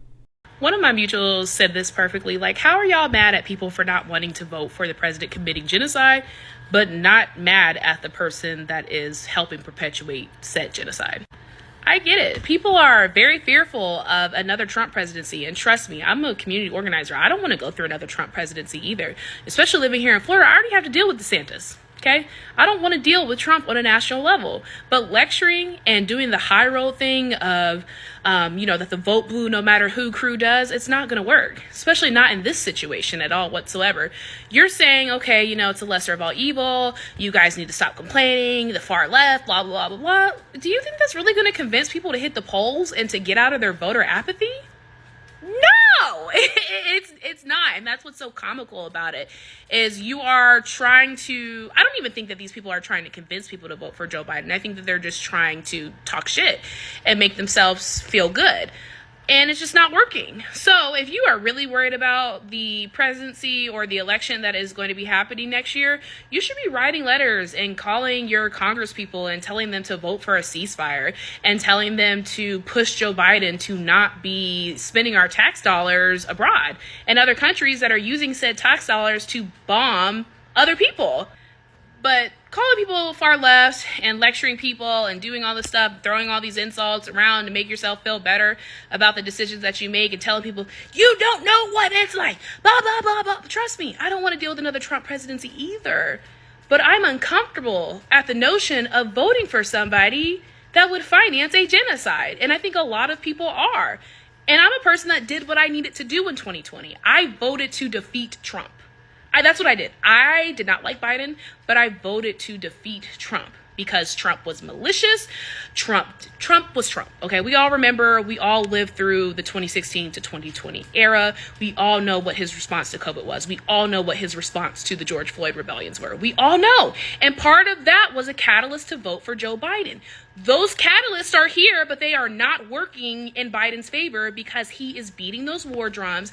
He is basically taking our tax dollars and sending them over to Ukraine, sending them over to Israel, whereas people are having a hard time eating. People are having a hard time affording homes, even renting homes. Forget buying a home with the 8% interest rate, even finding a place to rent. People are tired and people are exhausted. So stop lecturing people and see how you can help. Like, you better get on the phone and call the congressman or tell people to call the congressman to support a ceasefire or tell people to call the congressman and say, hey, you should say we shouldn't send any more of our tax dollars over there. But I just don't understand how y'all think that what you're doing is going to help. I commented under a post and most of the comment replies were pretty good, but some of them were just really nasty, calling me everything but a child of God. Like, seek help, quick. In the 12 days of dating your baby daddy, a positive pregnancy test. In the second day of dating your baby daddy, 2 black eyes and a positive pregnancy test. On the 3rd day of dating your baby daddy, 3 broken bones, 2 black eyes, and a positive pregnancy test. On the 4th day of dating your baby daddy, 4 STIs, 3 broken phones, 2 black eyes, and a positive pregnancy test. On the 5th day of dating your baby daddy, child support, 4 STIs, 3 broken phones, 2 black eyes, and a positive pregnancy test. On the 6th day of dating your baby daddy, 6 baby mamas, child support, 4 STIs, 3 broken phones, 2 black eyes, and a positive pregnancy test. On the 7th day of dating your baby daddy, 7 damn kids, 6 baby mamas, child support, 4 STIs, 3 broken phones, 2 black eyes, and a positive pregnancy test. On the 8th day of dating your baby daddy, 8 I miss you texts, 7 damn kids, 6 baby mamas, child support, 4 STIs, 3 broken phones, 2 black eyes, and a positive pregnancy test. On the 9th day of dating your baby daddy, I sent him $900. 8 I miss you texts, 7 damn kids, 6 baby mamas, child support, 4 STIs, 3 broken phones, 2 black eyes, and a positive pregnancy test. On the 10th day of dating your baby daddy, he left me 10 miles in gas. I sent him $900. 8 I miss you text. I don't care. 7 damn kids, 6 baby mamas, child support, 4 STIs, 3 broken phones, 2 black eyes, and a positive pregnancy test. On the 11th day of dating your baby daddy, 11 different women. He left me 10 miles in gas. I sent him $900. 8 I miss you text. 7 damn kids, 6 baby mamas, child support, 4 STIs, 3 broken phones, 2 black eyes, and a positive pregnancy test. And on the 12th day of dating your baby daddy, 12 chances given, 11 different women. He left me 10 miles in gas, y'all. I sent him $900. 8 I miss you text. 7 damn kids, 6 baby mamas, child support, 4 STIs, 3 broken phones, 2 black eyes, and a positive pregnancy test. Y'all can have him. I don't want him no more. Y'all can have him. So here's where I'm at currently. I think we all are well aware that currently beauty lifestyle content is what's most lucrative right now. That's what a lot of the girls have pivoted to. That's where all the money is. That is what's really running these social media apps. And with that being said, it's far and few creators within this particular niche that I've seen so far make any sort of content highlighting what's going on in Gaza. And I want to preface by saying this is not me being messy. This is not me trying to start like fruitless conversations. I am genuinely curious as to whether or not, for those of y'all who haven't said anything yet, have you not done any self-introspection? Asked yourselves, like, what is the point of my platform? What is the relevance of my platform and the social capital I possess? if I can remain silent during an ongoing genocide. Like, food for thought. I'm just really, I don't know, y'all. I don't know. And I understand, like, for the girls within that niche, y'all aren't social justice creators. But like, this is a literal genocide. Like, this is the shit you read about in history textbooks. And we're currently experiencing it. We're living it. And the amount of silence that I'm witnessing, it's shaking me to my core. I'm not gonna lie. But again, posing this question, like, big picture, are you guys content with being mouthpieces for brands? Like, is that what you see yourself doing long term? Like, honestly, for those of y'all who consider yourselves influencers, what does that even mean when you can sell out products for a makeup brand, but you cannot activate your audiences to engage and amplify the stories of people who are literally being killed en masse? What does that mean?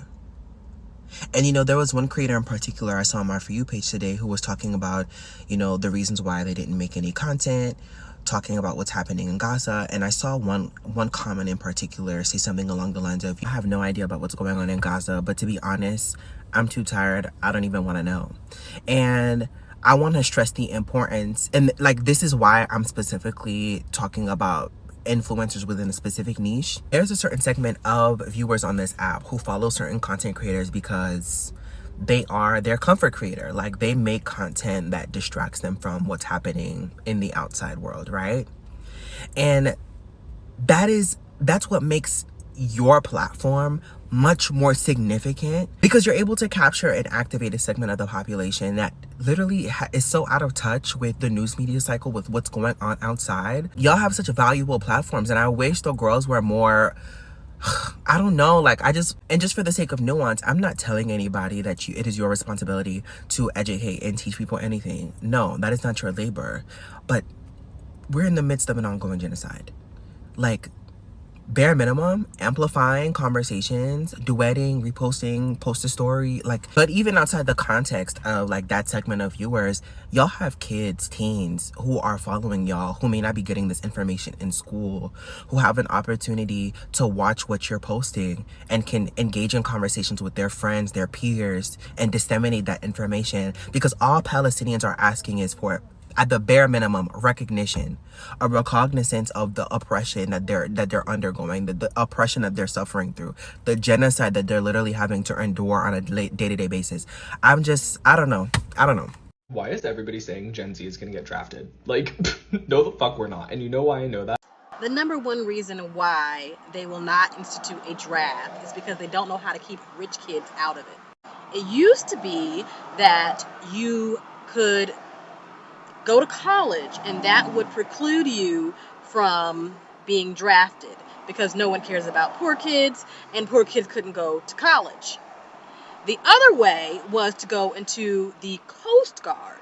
If you know anything about taking the ASVAB, which is the placement test for the military, it's the highest score you can get, or the highest barrier is Coast Guard, then Air Force, so on and so forth. If you go into the Coast Guard, you're guaranteed never to see any real combat. So America loves nothing more than chewing up poor folks.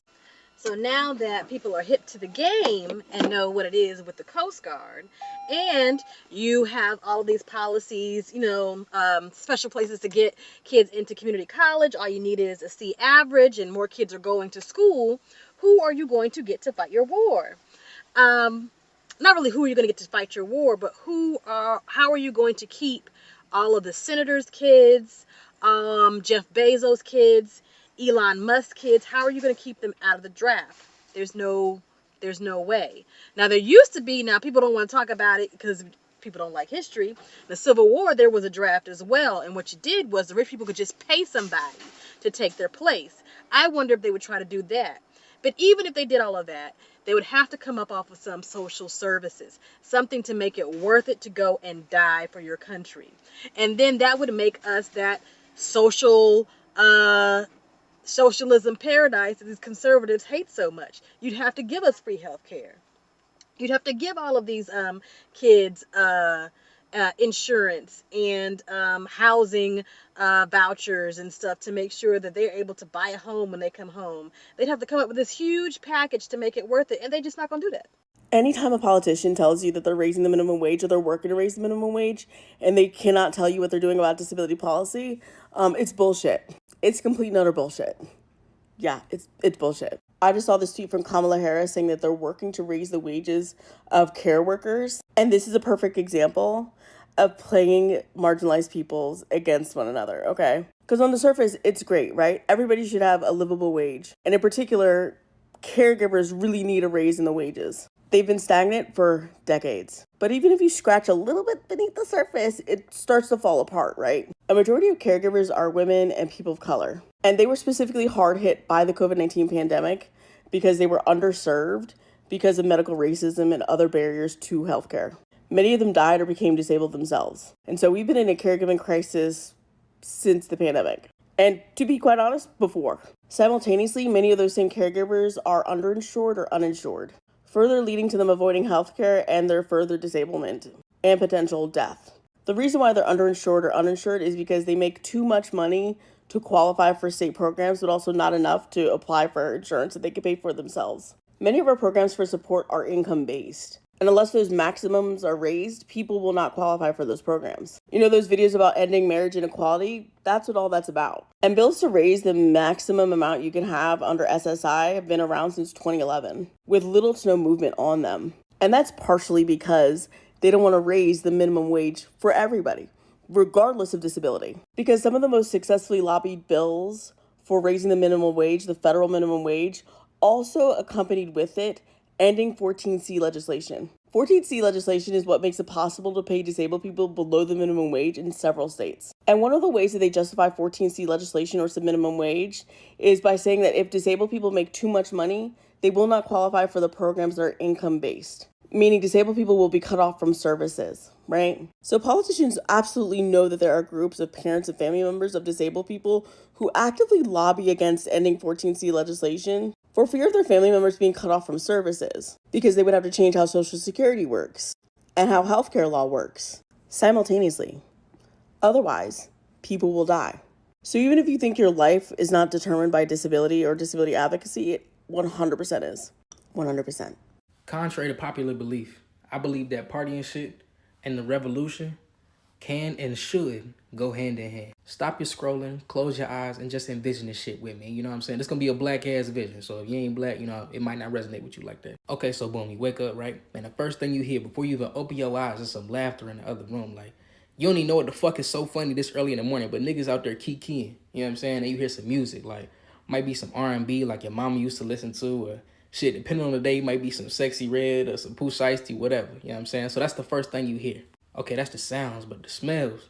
You wake up, you smell some pancakes, some waffles, you smell some bacon. I'm sorry to all my vegans and my vegetarians out there, but you smell some bacon, but you smell some cinnamon rolls too. You know what I'm saying? It's just like, make you want to get out the bed. You know there's something in there for you. Then you come out your room, or maybe you walk down the street and go to your friend's house, and you see everybody there. Like, you see your girl, you see your best friends, you know what I'm saying? You just know it's about to be a good-ass day. It's going to be some bullshit to come, but it's going to be a good-ass day. Okay, so boom, after that, you know what I'm saying, you get into the day. We send the kids off to school, because I know feel like we kids, bro. We not no more. We send the kids off to school, you know what I'm saying? Put your clothes on. Go ahead, get up out of here. Then they go to school, put them on a bus. Then we go out and we stand on 10, you know what I'm saying? We go to, like, feed the homeless around the area. We go to the local city council and just, you know, be a nuisance because they don't deserve to do bullshit without being bothered. Then after that, we know what's going up tonight. So boom, we get the kids off the bus, you make them do their homework, because you know what I'm saying, you got to do their homework if you kick it with the real niggas. Then you go back to your friend's house or back home, depending on where you stay at. And it's just a vibe, bro. They got the music, got some drinks if that's what you into. Got a little, if that's what you went to, you know what I'm saying, got the cards out for the old heads. And then we got a little space for the kids' little game room. Then everybody else, you know, it's also a space to kick it. And that's just a regular weekday. But on the weekends, you know, we kicking it in whoever backyard, because then the whole neighborhood gonna come out and we really going up on the weekend. But yeah, you can open your eyes. If you kept them closed that whole time, you know what I'm saying, I appreciate it if you did. If you didn't, it's okay, I guess. But that's the type of world we're fighting for, bro. Like, we deserve to have that type of revolution, and we can have that type of revolution. We don't have to decide, like, oh, am I going to have a good time, or am I going to acknowledge the atrocities of the world? We can and should do both, because every day above ground is a good day. You know what I'm saying? Today is Sunday, and today I'm thinking about the end of the world. I grew up in a religious environment that consistently fed me apocalyptic imagery. Imagery of last trumpets, of the world as we know it coming to an end, who sold me the fear of never seeing my family or friends again if I didn't walk the right path, the fear of hell and eternal damnation, and not having a chance, and it being over.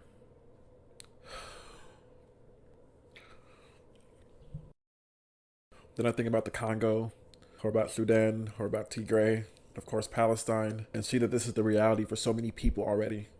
People's worlds as they know it is over. It will never be the same again. They don't have a chance because their families are wiped off the face of the earth. And I grew up with this understanding and belief that the world would get worse and worse the closer it came for the return of Jesus. But now that I'm removed from that space, I can see so clearly that we are willing the end of the world. And this has happened for so many people groups. The end of the world has happened for the Congolese. It's happened for the Sudanese. The end of the world is happening for the Palestinians. And so many of us are turning a blind eye. Many of us under the guise of religion, because this is apparently biblical prophecy. People have to die and experience mass genocide in order for God to come back. And I anguish over the many ways that my religion has prevented me from showing up for the marginalized under the guise of love. I anguish at the ways in which my religion has kept me from coming alongside the oppressed. And I anguish at the silence of so-called spiritual leaders and pastors and elders who are refusing to name the moment as it is, instead of relying on myths about biblical prophecy. I spent so much time fearing invisible entities, fearing demons and evil spirits coming after me. Evil spirits and demons that I was taught came to devour me. But I see so plainly that the evil is right here in our face. And it's not just about the genocidal war criminals who run the world. In the words of No Name, the devil is hiding in plain sight. That's you, that's me, the whole world is culpable. Why complacency float the boat the most? I know if this was 5 or 10 years ago, I would be clinging so deeply to my spirituality and to my faith. I'll be reading the Bible more and praying more and reaching out to community and commiserating and praying together and doing prayer meetings, and I would be doing all of that, but I would not be showing up alongside the oppressed. I would not be speaking up.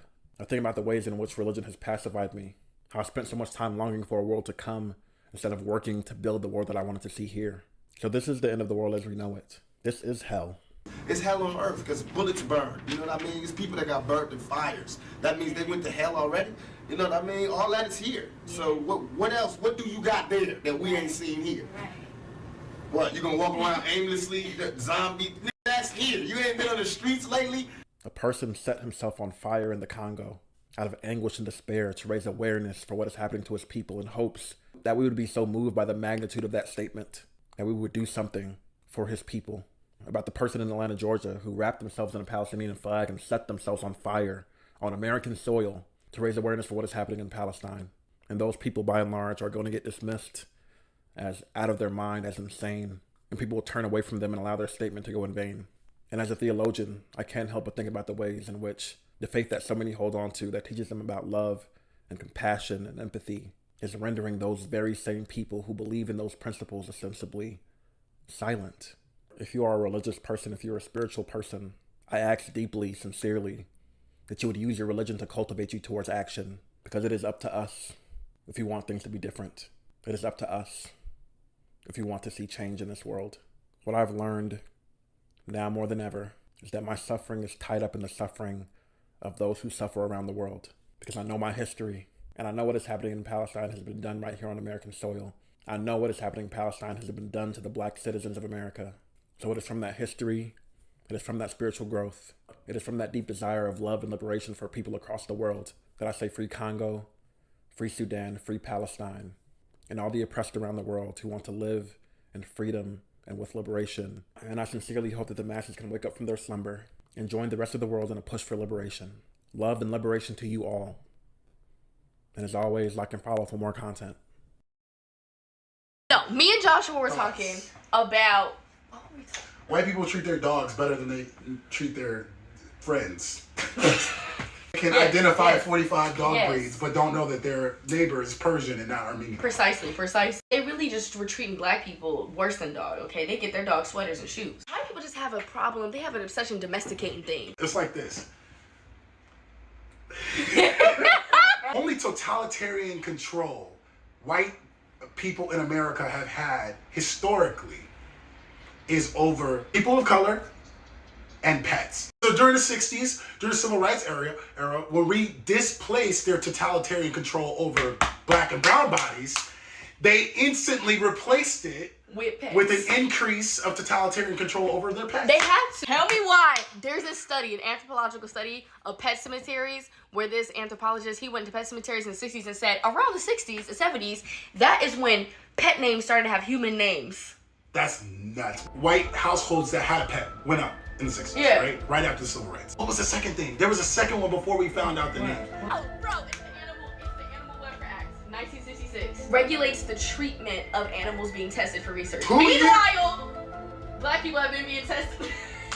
Tuskegee, the syphilis Henrietta stuff. Lacks, you got the father of gynecology. Voting rights happens in 65, civil rights in 64. Yeah. The next fucking year! They said a dog is a man's best friend because they was making that friend help them attack black people. That I believe that. Dude, and how white people treat their dogs now and how black people treat their dogs. Black people treat their dogs like they're a part of the family. Yeah, I saw a video of a black woman baptizing her dog. Once we moved black people from their subservient control, they began humanizing their pets to fill the role of what having a subservient human was like. Oh my. Do you see what I'm saying? Yeah, That's what it is. Human names, clothes. Human names, clothes, welfare. shoes. Welfare. Well, I'm trying to think of a food stamp for dogs. I should have just used a different word than welfare, because I'm thinking about the welfare queen dog version. He be poodle. I don't know. Welfare queens are white women, so. In 2010, Bill Clinton publicly apologized for destroying Haiti's rice industry.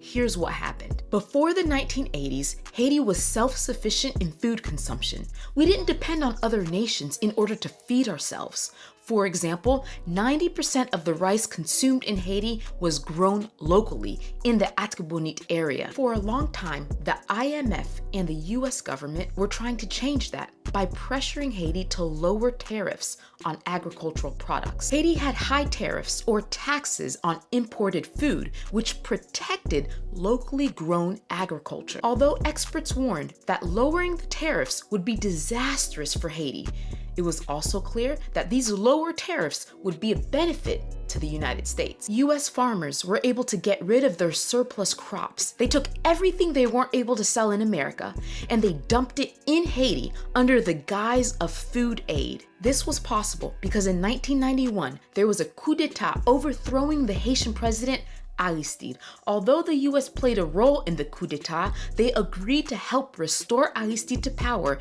if he would agree to a couple of things, like lowering the rice tariff. In exchange for political and financial support, the Clinton administration was able to force Haiti to make a decision that ultimately would destroy our rice industry. In 1995, after being pressured by the Clinton administration and the IMF, Haiti decided to lower the tariff on rice from 50% to 3%, the lowest in the Caribbean. A surge of rice poured into Haiti. Every year, the US government began paying US farmers hundreds of millions of dollars from US aid in order to give their excess rice to Haiti. Most of the imported rice came from Arkansas, Clinton's home state.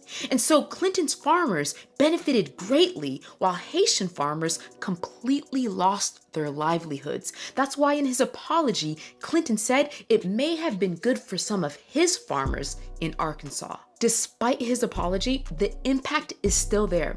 Haiti still has the lowest tariff on rice in the Caribbean, and Haiti is now the 5th largest importer of American rice in the world. Instead of us producing 90% of the rice we consume, we're importing 90% of the rice we consume. This is why initiatives like the canal are so important. We're rebuilding what has been destroyed.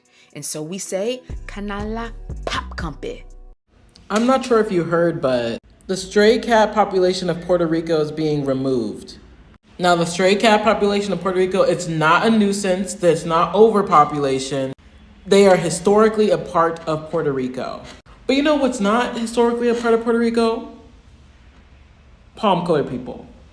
You know who want those cats to be removed? The palm-colored tourists who go to Puerto Rico. The palm-colored people only have complained that the cats are a nuisance. They don't do anything but sit there. They just be chillin'. They're very friendly at most, to themselves at least. Again, they're a part of Puerto Rico's culture. And they're using the word remove, but be real with me. I think they're gonna get euthanized. I think that's what's gonna happen. These are hundreds of cats that just go around Puerto Rico, being removed from Puerto Rico next year for tourism. It's just unfair. It's just gross. How can you essentially colonize a place that's not yours? How can you essentially say, I don't like your culture, can we remove a part of it? And they actually start removing parts of it. I think people need to pay attention to things like this. Again, the locals didn't ask for this. The tourists asked for this. And you know who's in charge of removing these cats? The United States. The United States. Puerto Rico has been unrightfully occupied and colonized by the United States. And the United States is taking away Puerto Rican culture by removing these cats. I'm making this video to bring awareness. The United States is doing a lot to a lot of countries, and they're getting away with it left and right. So I want to use my platform to uplift things like these. And again, this thing with the cats has been in talks for about a couple years, but it's officially beginning to happen. Let's get it. Yesterday, approximately 7 p.m. Mountain Standard Time, news broke that by 6 votes, the Senate forced through a violation of Constitutional Rights Act from the National Defense, blah, blah, blah. And basically, it warrants a backdoor surveillance. Yes, you heard me correctly. We all knew it was coming. We all felt it coming sooner or later, especially in retaliation to the way that we were able to lead the rest of the world in our protests and boycotts. Surveillance of America, it got approved and passed by Senate. Now, I believe it still has to go through, I'm not sure if it's like the House of Representatives or the presidency. I be forgetting how that whole process works, but just know Senate passed it, okay? Basically, what they can do is violate our constitutional rights, which they've already been doing. They've already been doing it, and they approved this through Senate by continuing to censor us and block what we've been able to obtain as far as information overseas. You get what I'm saying? So you know how we've been saying that's violation of our right to freedom of speech. That's a violation of our right to freedom of press, freedom to protest. This one thing, it allows them to violate it by any means, okay? Now I know y'all thinking to yourself, how in the hell could this possibly happen? There's no way that they had enough time to push this through, but they have. On December 29th of 2012, our forever president, Barack Obama, signed into the office the 2013 National Defense Authorization Act. Sound familiar? NDAA. That was the basis in which they were able to push this through. So that was this, like, the foundation in which they were able to have the Warrantless Backdoor Surveillance Act be pushed through. It was built on top of that. And I know you're thinking to yourself, well, what is this? Basically, it states that it authorizes the use of propaganda inside of the United States of America in order to basically prove their point. So I know we've been wondering, how are the news outlets able to get away with the use of propaganda? This is why. This is why they're able to not be charged for it, okay? So now we have not only one, but two different acts that are standing against us as the American people. So it allows them to violate our constitutional rights and right to privacy, and it allows them to use propaganda, which is basically lies, and allow them to scare us into complicity. All right, so let's go ahead and back this on up, because I felt this was a little bit suspicious. Something wasn't right. You know what I'm saying? something just wasn't adding up. And I thought it was a bit suspicious, seeing as though not too long ago, we just saw our own president meeting with the I don't want to say the president or prime minister, the leader of China, Jinping. I'm sorry, but the leader of China. This is him. So on October the 18th, they met in San Francisco, and they didn't exactly say what it was for, but they said it was important and dire needs, right? And I'm thinking to myself, we just heard a lot of information going around recently about how China was basically like tapping into our infrastructure, the power grids, messing with all of that. They were hacking all of our stuff, and they were really terrified about our cybersecurity and how we would be able to protect our networks. Now, remember when we told you that it was basically a crime against our rights for the United States government to attempt to be in control of censoring our internet service? This is why we said it. All of this is connected. I need y'all to understand that all of this is intertwined and interconnected. And I thought it was a little weird that they were meeting when this is in October, right? When they published in August, and both in August of 2023 and in May of 2023, that they had information of some cyber attacks on our whole country's infrastructure that are linked back to China. So why would they now be meeting right now in the midst of what's going on? They knew the whole time, and they used this cyber attacks to our infrastructure to be able to push these whatever they enacted in by the NDAA. They used that in order to get this pushed through. We knew the retaliation from what is going on in Israel and Gaza was coming down the pipeline. We just didn't know what angle that they would be using. This is the angle. We knew that they would be retaliating on the people and trying to find any way that they can to take away our internet. But baby, this takes the cake. This quite literally takes the cake. Not only have they broken their own constitutional laws, but they have enacted more laws in there that basically states that anything that happened prior to this and leading up to this actual law being passed, or this bill being passed, that it's good. They're good. They can do whatever they want. They can look through your photos. They can look through all of your internet searches. They can block you from certain websites, which they've always had but to some degree, you get what I'm saying? And then I started to think about, with everything that's been going on, they recently attempted to gain control of TikTok. All of this is intertwined. They attempted to say that we were having some cyber attacks on our infrastructure, and that is why they needed to gain control of TikTok. And they did not want, because TikTok was such a sensitive source, they did not want TikTok to be a source for hackers to come through and then link onto your network and then go through all your stuff. We knew it was BS from the start, but we needed to hear them out, right? When in reality, they just wanted control over TikTok because they knew what was going on in Gaza was coming down the pipeline. They knew what was going on in Palestine this entire time, and they knew it was going to get a whole lot worse.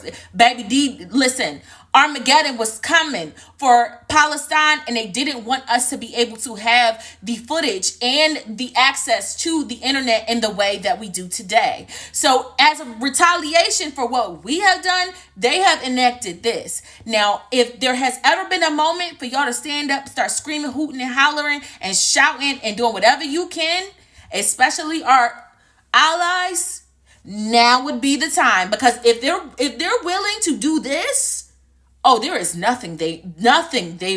line they are willing to cross. Y'all saw those soldiers across seas running up in people's homes, sniffing their wives' underwear and having these weird fetishes talking about, I knew there were always naughty people underneath those clothes and stuff like that. They just passed a law in New York stating that in an event of a quarantine, which COVID has yet to be considered to be over, they can run up in your crib, take you and your kid, give y'all syringes full of medicine that we have no clue what is in those syringes, and quarantine you for as long as you want. And they do not have to notify you or your family members. Do you see where I'm going with this? It's getting real deal Holyfield out there. I know y'all be getting tired, but now is not the time for y'all to be getting tired because, baby, I promise you they've had a plan for each reaction from the start. This is an attack on our constitutional rights. They're going to have to find another way. They're going to have to find another way because y'all got the wrong generation. Now, what I want y'all to know is the news outlets did not report on this, and it wasn't breaking news for a reason. For a reason. Or they more than likely waited some time and then they broke it. But this being online was broken on X. I'm not sure. I can't tell y'all what to do. But if I were you, I would feel some type of way. I'd be feeling some type of way right now. I'd be hooting and hollering, flipping desks, flipping tables, because it's only going to get worse from here. You used to having the freedom of speech and being able to say what you want to say, but they're now equating Zionism with Judaism and saying that if you are anti-Zionist, you're an anti-Semite, which we all know to be completely untrue. Baby, they're playing Monopoly with our Constitution and our rights. And it's time for us to get up and fight back, and not get up and fight back, but push the needle. Do you hear what I'm saying? Push it far beyond its limits and let them know y'all got the wrong generation and we ain't the one to bump with. When we talk about land back for indigenous people, there's a group that we often miss out. Mexican people. So I've tried recording this a few times because I want to make sure I get this right. But I have to clarify a few things after making that video. I want to thank everyone in the comments who did a lot of educating, because I read those comments and I learned a lot. I've also done a lot of research because I want to make sure I give a lot of good, accurate information. So please, everyone listen up. When I say Mexican people are indigenous, I'm referring to those who your parents, their grandparents, their grandparents, their grandparents have been native to the land of Mexico. I'm not talking about those who have 98% of their ancestry from Spain. But speaking of Spanish colonization, a lot of Mexican culture has been taken from Spain due to the colonization of Spain. Yet there are still indigenous people in Mexico who held on to their indigenous roots. And culturally, they still identify as indigenous, such as the Maya, the Petapucha, the Nahua, the Mixtec. If I'm saying these wrong, I'm sorry. And they experience a lot of oppression and persecution in Mexico. And that's not okay. It is the same way that many black people, a lot of our parents, demonize African spirituality and African culture. They call it wicked and demonic because that's what colonization does. It erases your culture, makes you take on their identity, and then demonize your own culture. And I think part of the healing journey is for many people who are native to Mexico but have taken on the culture of the Spanish to deconstruct and reconnect to their indigenous roots. And a lot of amends and apologies need to be made to those of the indigenous communities within Mexico. I do not have the full context, and I know this is a very nuanced issue. I've seen so many indigenous people in the comments talk about what they have faced at the hands of people in Mexico by people who share their same blood. And that is the goal of colonization. But I've also seen a lot of people wake up. I've seen a lot of comments of people saying, wow, that is true. I am indigenous. That is my culture. I want to reconnect to that culture. I've seen so many light bulbs flash. And I think that is the main goal of deconstruction. I also realize the term Mexican people are indigenous can be problematic because the title Mexican was given by those who colonized the land. So please, if there's a better term or a more accurate term to use for those who are native to Mexico and the southwest region of the United States, because that was also part of the conversation, please let me know. And if I said anything wrong and if there needs to be any more clarification, please let me know. Because one of the main purposes of my platform is to give voices to the indigenous peoples of all cultures. I hope this provides more context. Results, grocery stores were forced to hike up their egg prices to turn a profit. So for anybody looking for a translation, pretty much there was a billionaire group chat. Not a real group chat, but I'm trying to make a point here. There was a billionaire group chat, and they came together and was like, ayo, bro, you make yours $3 and I'm gonna make mine $3.50 per egg. And then the other dude was like, yeah, bro, we gonna make breakfast $38,000. They thought they had it when they was going to brunch. Nah, buddy, that's done. It's done. And they think they making bread now. Oh no, buddy, we're gonna call the bread guys, and y'all not gonna be able to afford that either, baby. We taking it all, okay? Breakfast costs $38,000 now. I don't know what to tell you. It's $38,000, okay? Get your money up, not your funny up. No one group chat should have all that power. The most a group chat should be able to do is to look at your potential boyfriend and be like, nah, sis, he ain't it. That's it. And I live in New York, bro. It's a wild place already. Could you imagine people were buying eggs as Lucy's? You go to the store and you like, bro, I can only afford 4 eggs. So you holding them like this, like you got arthritis. You holding them like you got shots in a club and you trying not to spill them. No capitalist societies exist in the world. Like pure capitalism does not exist. Every society in the world is most likely like a democratic socialist type setup. Why? Because you cannot trust companies to not do stuff like this. You cannot say that, oh, well, the hand of the market will guide. No, that does not work. Because if given the chance, they'll just get in the group chat and increase prices. That's why government is supposed to be the middle guy. That's why the Sherman Antitrust Act exists. That's why. You know what I mean? You are not a capitalist if you cannot afford breakfast. You just broke like everybody else. We all broke. We all struggling out here. Y'all remember how at the end of Mockingjay, when Katniss and friends had to vote on if they wanted a Hunger Games to take place for the people in the Capitol, and even though she was internally very disgusted, Katniss voted yes and used this as like drive to kill coin and like abolish the Hunger Games and all the arenas and turn them into memorials and such?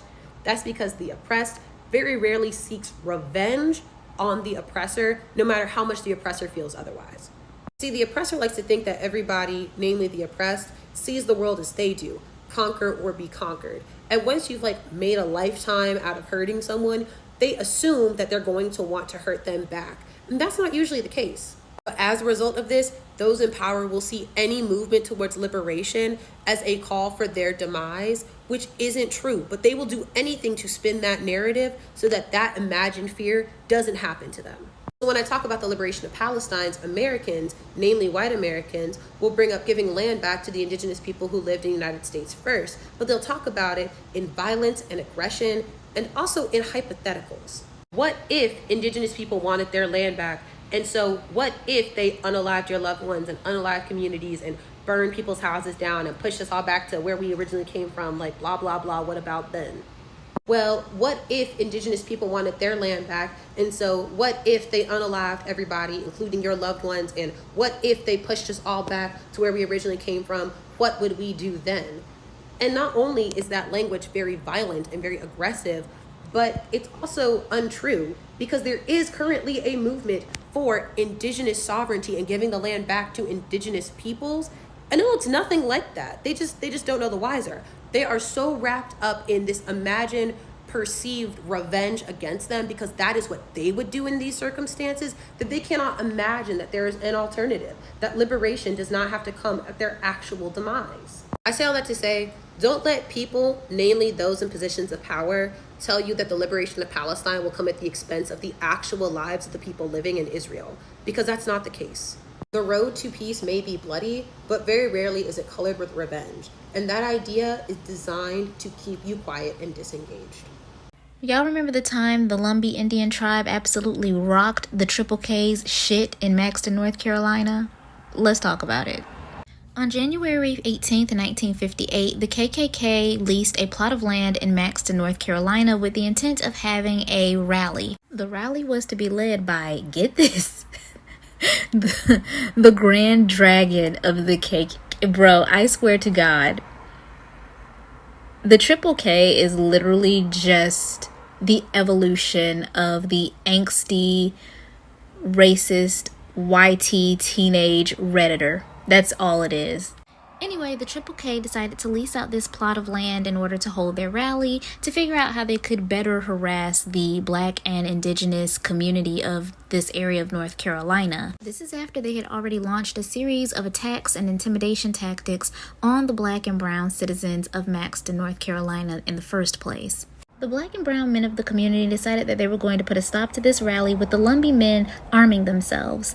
Black men approached the few of the Lumbee men to ask if they needed help or at least let them know, hey, if you need us, we got you. To which the Lumbee tribe said, nah, we got us, and rode out at dawn.